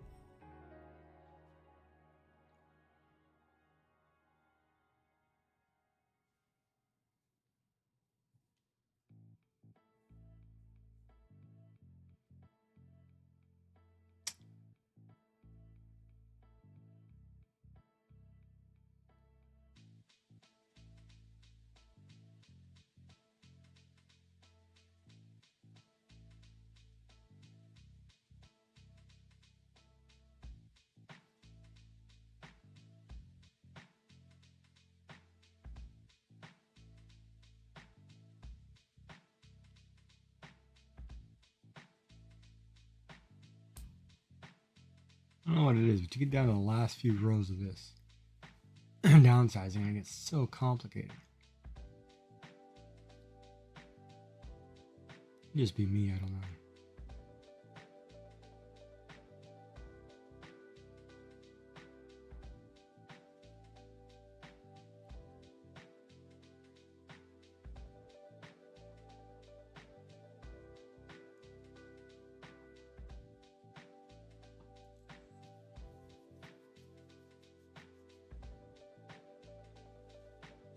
See how many we got left here. 4 more to go.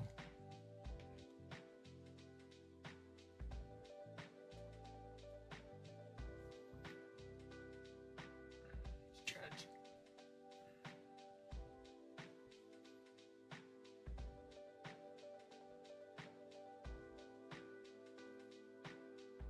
Maybe tomorrow we'll game a little bit.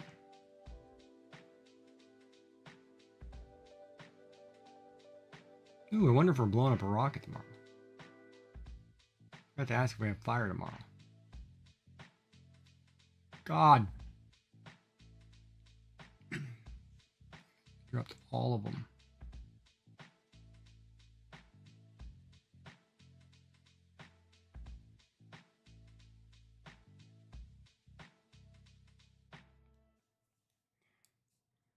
Jesus. Ah! Crap.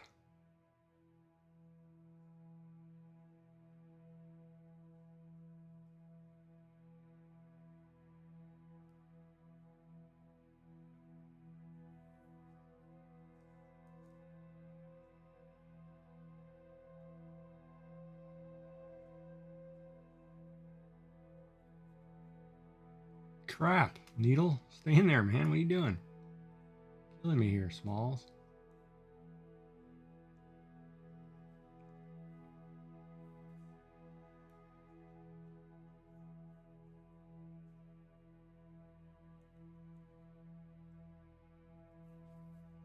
I was getting tired and my skin's slippy.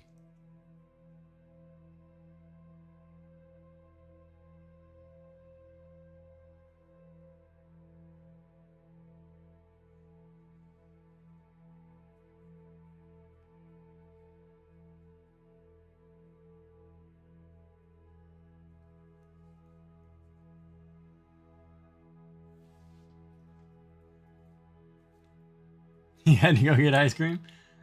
Yeah, man, I'm telling you. There's just something about it.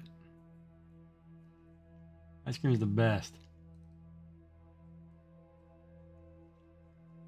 It's the simple things in life, man.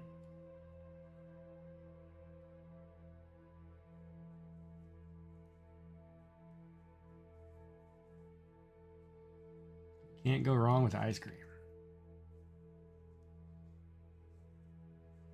Even like the Dairy Queen Blizzards, man. I love those. All right. 3 more.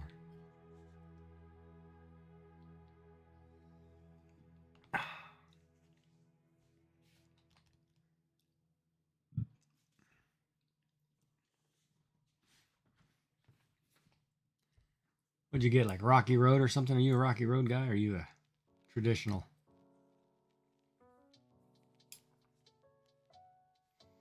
Maybe you're a coffee dude.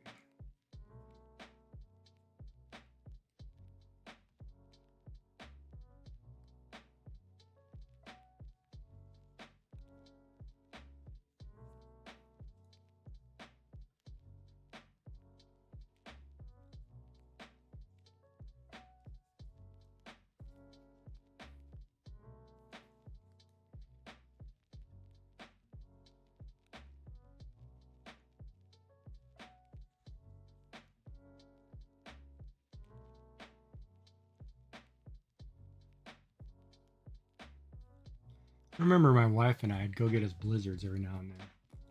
We'd come home and our cat,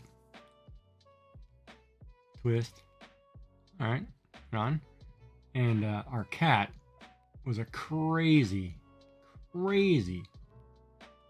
kitten or cat. If you brought home ice cream and say you had, I used to always get cookie dough blizzard, she wouldn't get off you. That cookie dough blizzard was hers. It was the funniest crap ever. So I'd have to sit there and share my ice cream with the cat.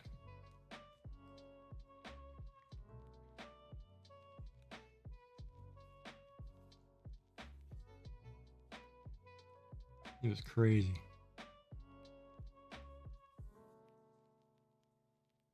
She'd literally climb up on you, start climbing up on your head, like, oh, you're giving me that. Like, I saw you.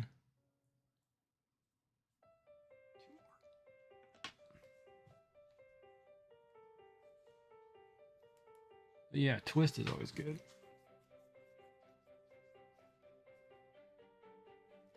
My wife's favorite too. She was like Twist in a cone.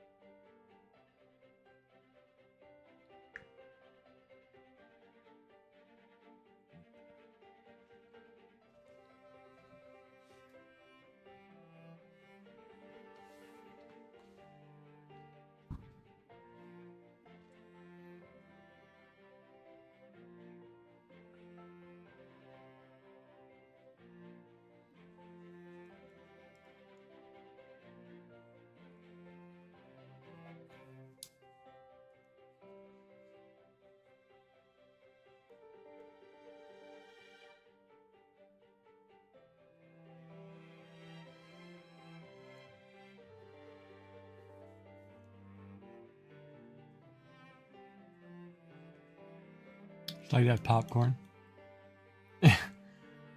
Yeah. Probably just likes the butter.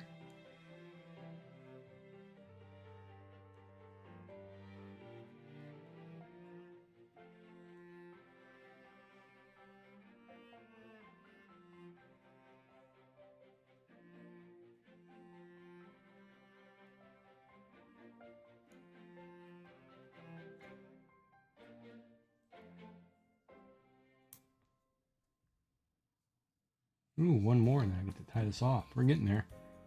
Oh, I'm going to finish 2 in 4 days, 5 days. This one I made smaller too. Because I didn't want something so bulky.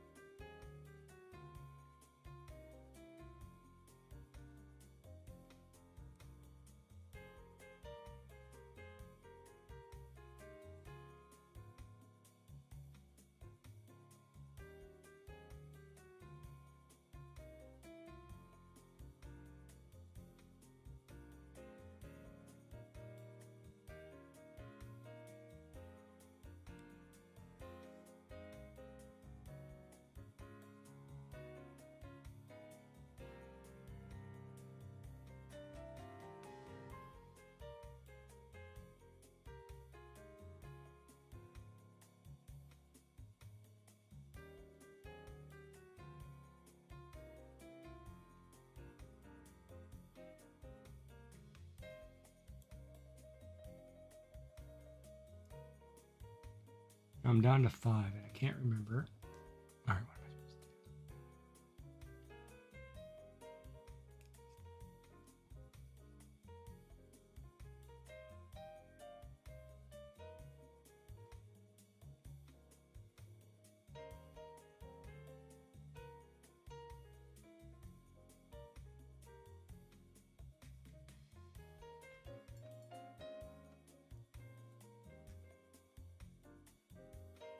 Where can you buy one? That's a good point. I don't know. These take a while to do.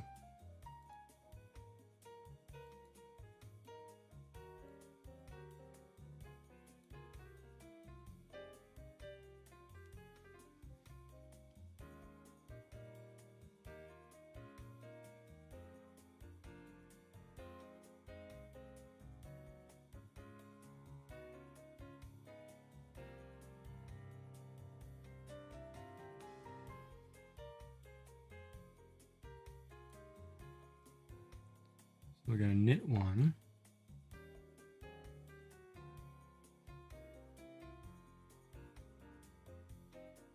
Knit two.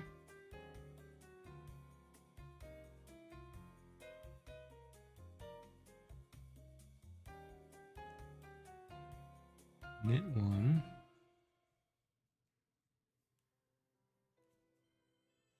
Should get me down to 4. Knit one. Yeah, that got me down to 4.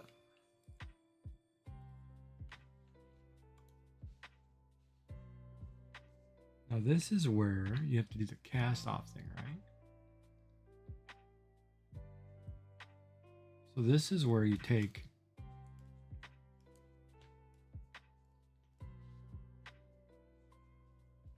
this is where it gets weird. Okay, you knit one. You then knit 2, but then you're going to cast off the 1. I'll show you what I'm talking about. Then you knit 2, and then you have 2 on the same needle, right? But now you're going to come back and grab that first one, pull it over the second one, which is not easy to do for me. I dropped it.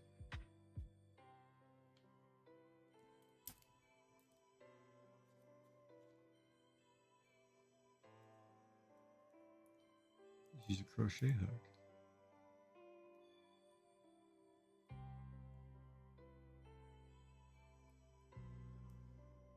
Then you take it and you drop it off.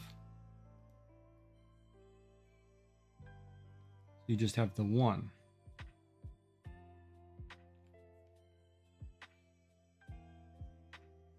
Right? Then you do it again. You do 1.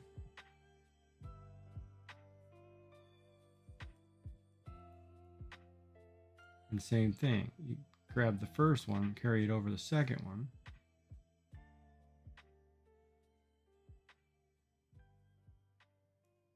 And drop it off.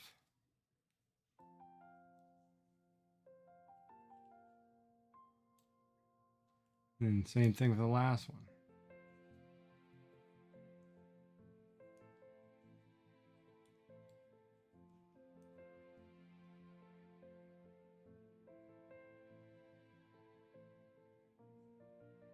Get you down to your last thread. Then you pull it out. So you have a little bit of a loop. Cut off your cord somewhere.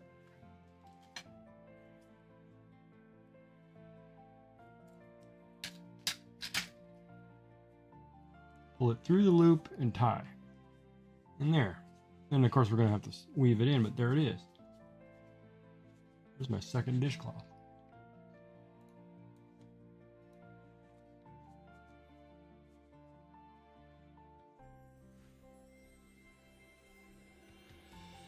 Come on, camera.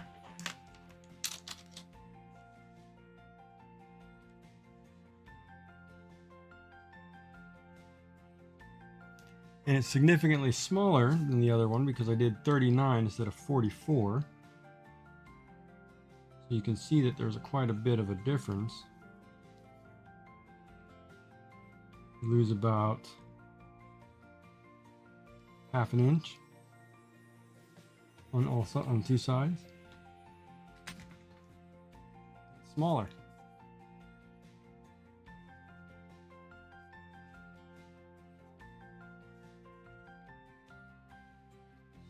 Did it! Rock on, man. Rock on.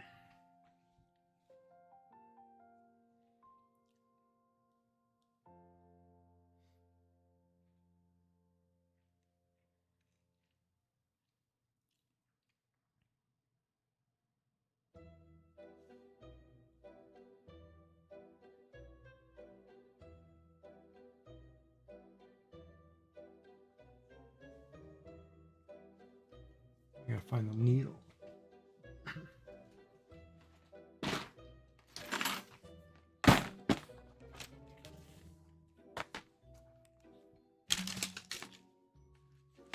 Which I thought was in here.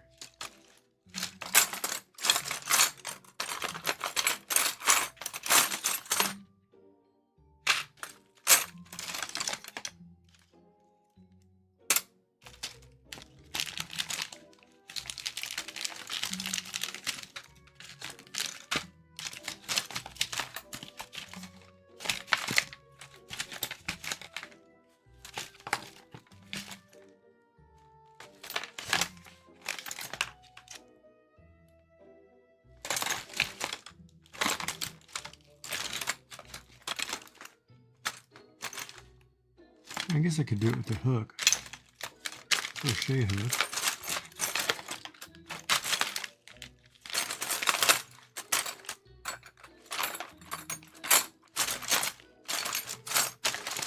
I thought I had it too, man.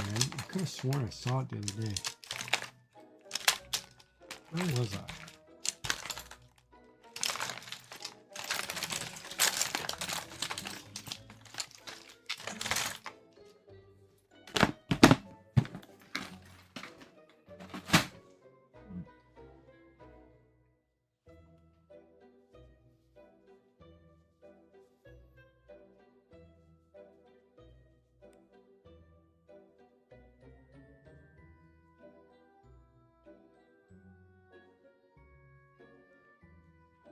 I could do it with this, but I'd rather just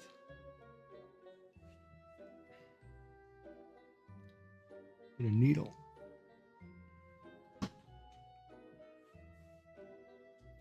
What if I have one?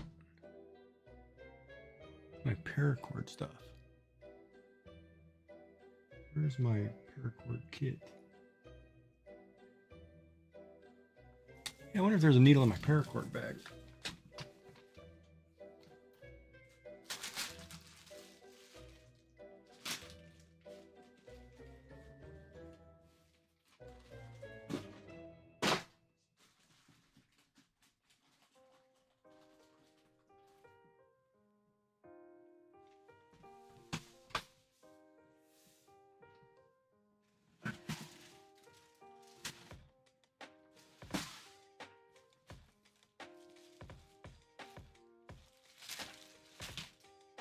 New ribbon.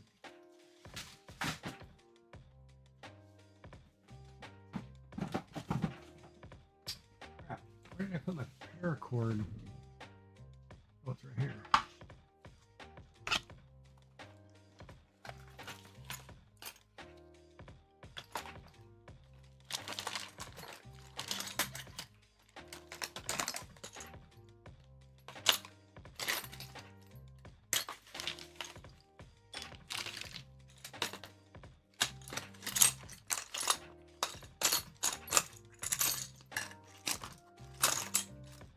Nope, no traditional needle.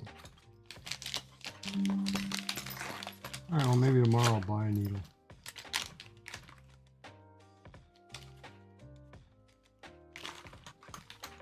I have one somewhere.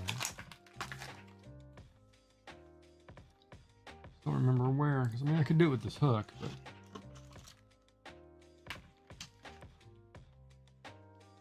A little hard though. You want to string through, right? You want to pull. Now it's time to tie this crap off, right?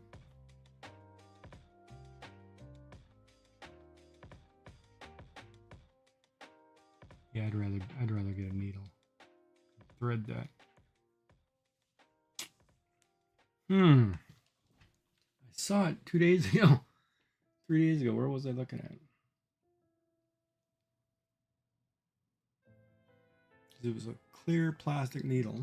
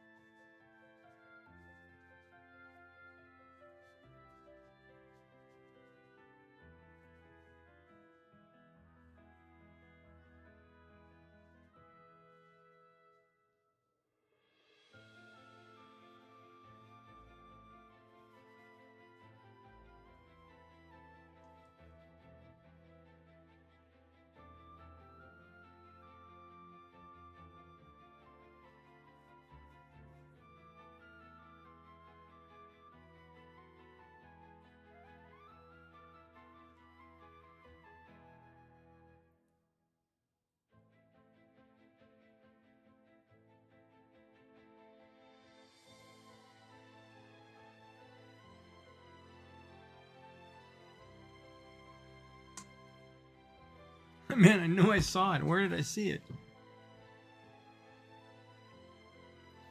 Because I was like, oh, there's a needle.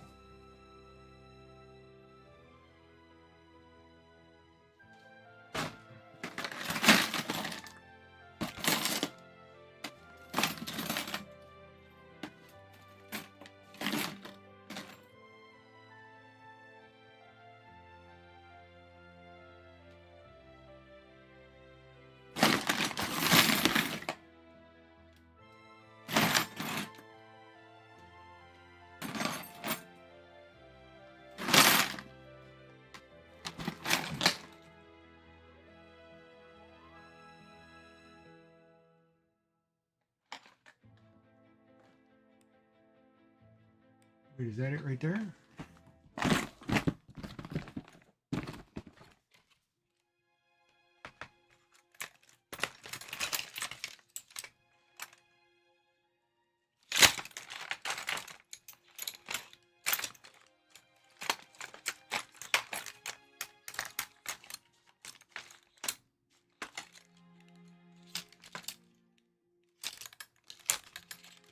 Or maybe I got it wrong. I was thinking of a little one. Maybe it's not a little needle.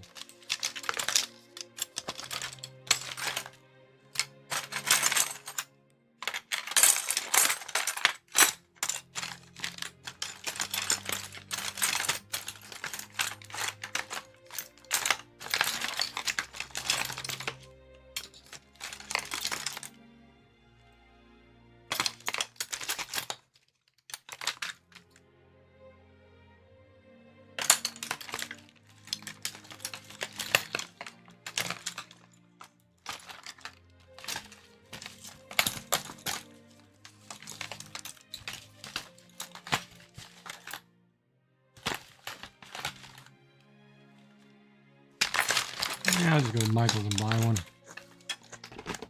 'Cause if I'm gonna do this, I'm gonna need a needle.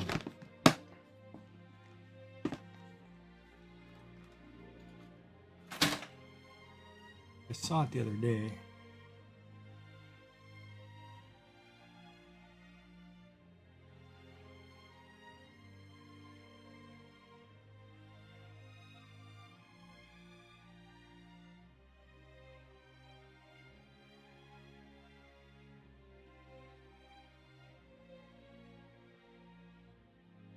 I wonder what they think if I sit down in the chemo chair and start knitting a dishcloth.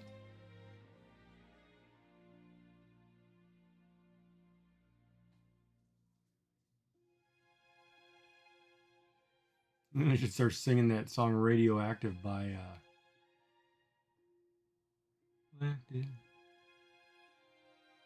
oh my God, the band out of England, Imagine Dragons.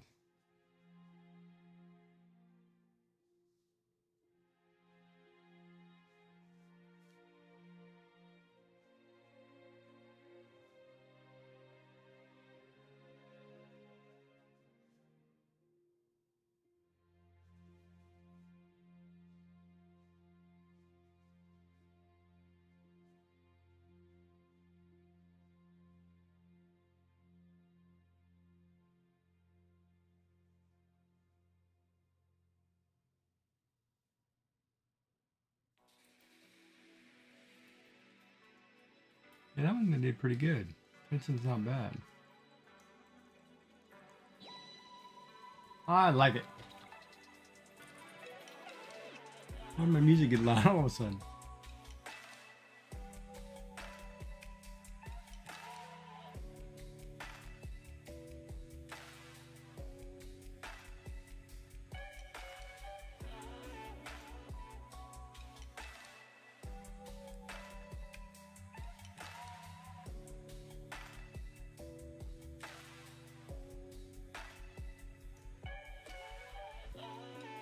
So when are you doing? Are you doing a launch tomorrow or anything? Are you setting anything on fire tomorrow? Shenanigans?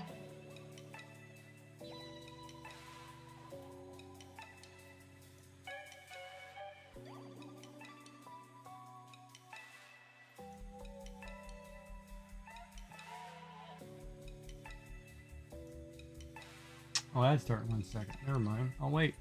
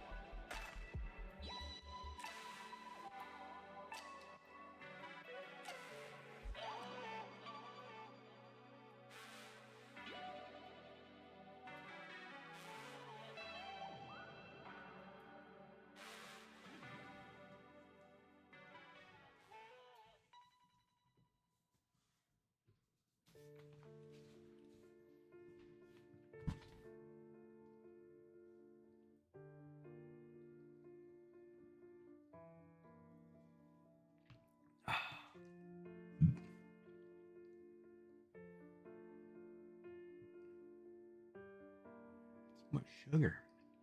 I gotta stop drinking that. Got me totally wired.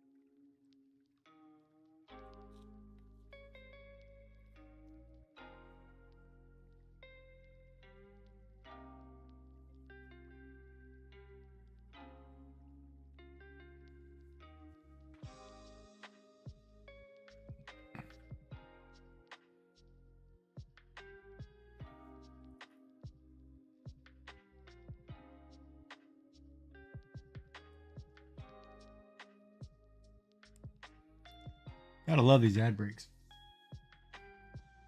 Oh. And I've got so much yarn now.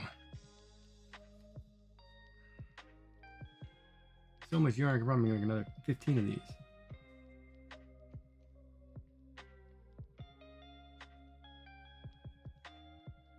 I probably should. I probably just sit here and just work these out. Then I'll mail everyone for Christmas.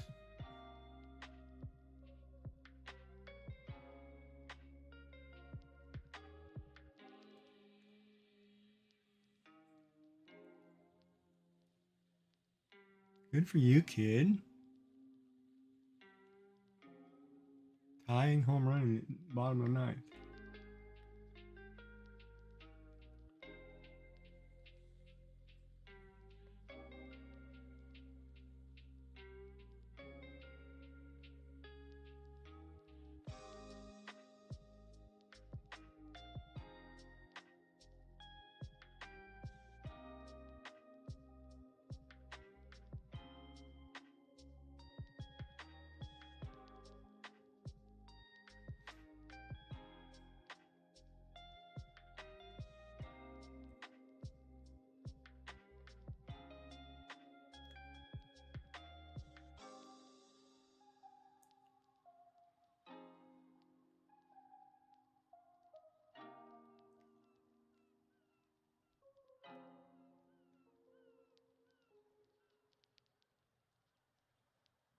Welcome back from the ad break. I was totally zoning out. Sorry.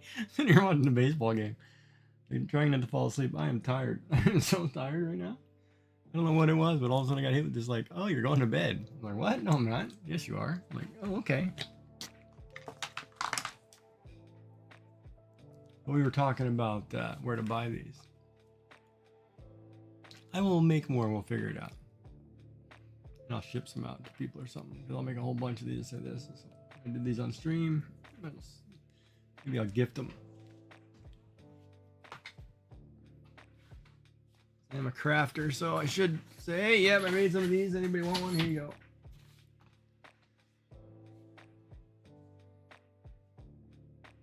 Dude, did he just hit a walk-off home run? Oh, so close. Just to the right of the pole.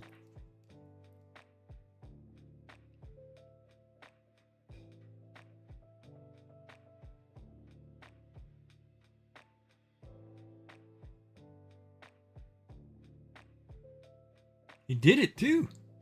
Then he turns around and smokes it. God, you bring the rookies up and they, oh my God. Way to go.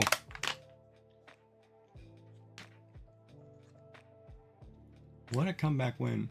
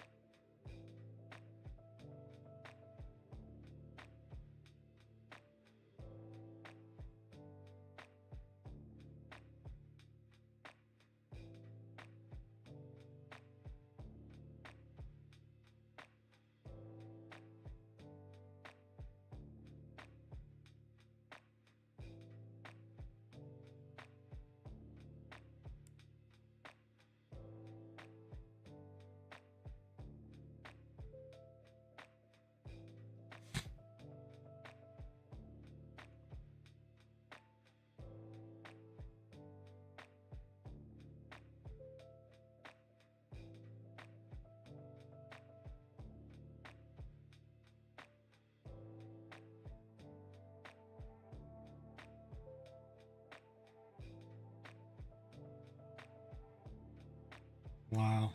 Back-to-back home runs in the bottom of the ninth to win the game. Huh. Tie and a win. What's wrong with my throat? All right.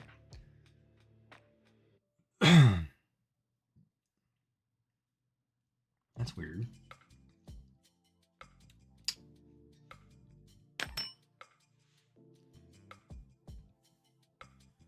All right, I should run credits here. Let's see what we got. Oh, yeah, I'll run credits. Oh, some thank yous to people tonight for hanging out and doing stuff. So let's roll the credits, see what we got. I'd like to personally thank you all, including those below. Thank you for supporting the streams. Our new followers: Starman314, subs Isabel, Inarts21, cheers from Yummy Frog Legs, moderators FrostyTools.com and Suribot. We had a raid tonight from Exotic Kitty 3. Yes, we did. Don't forget to check her out. We're back. And I did my credits. Credits are so short sometimes.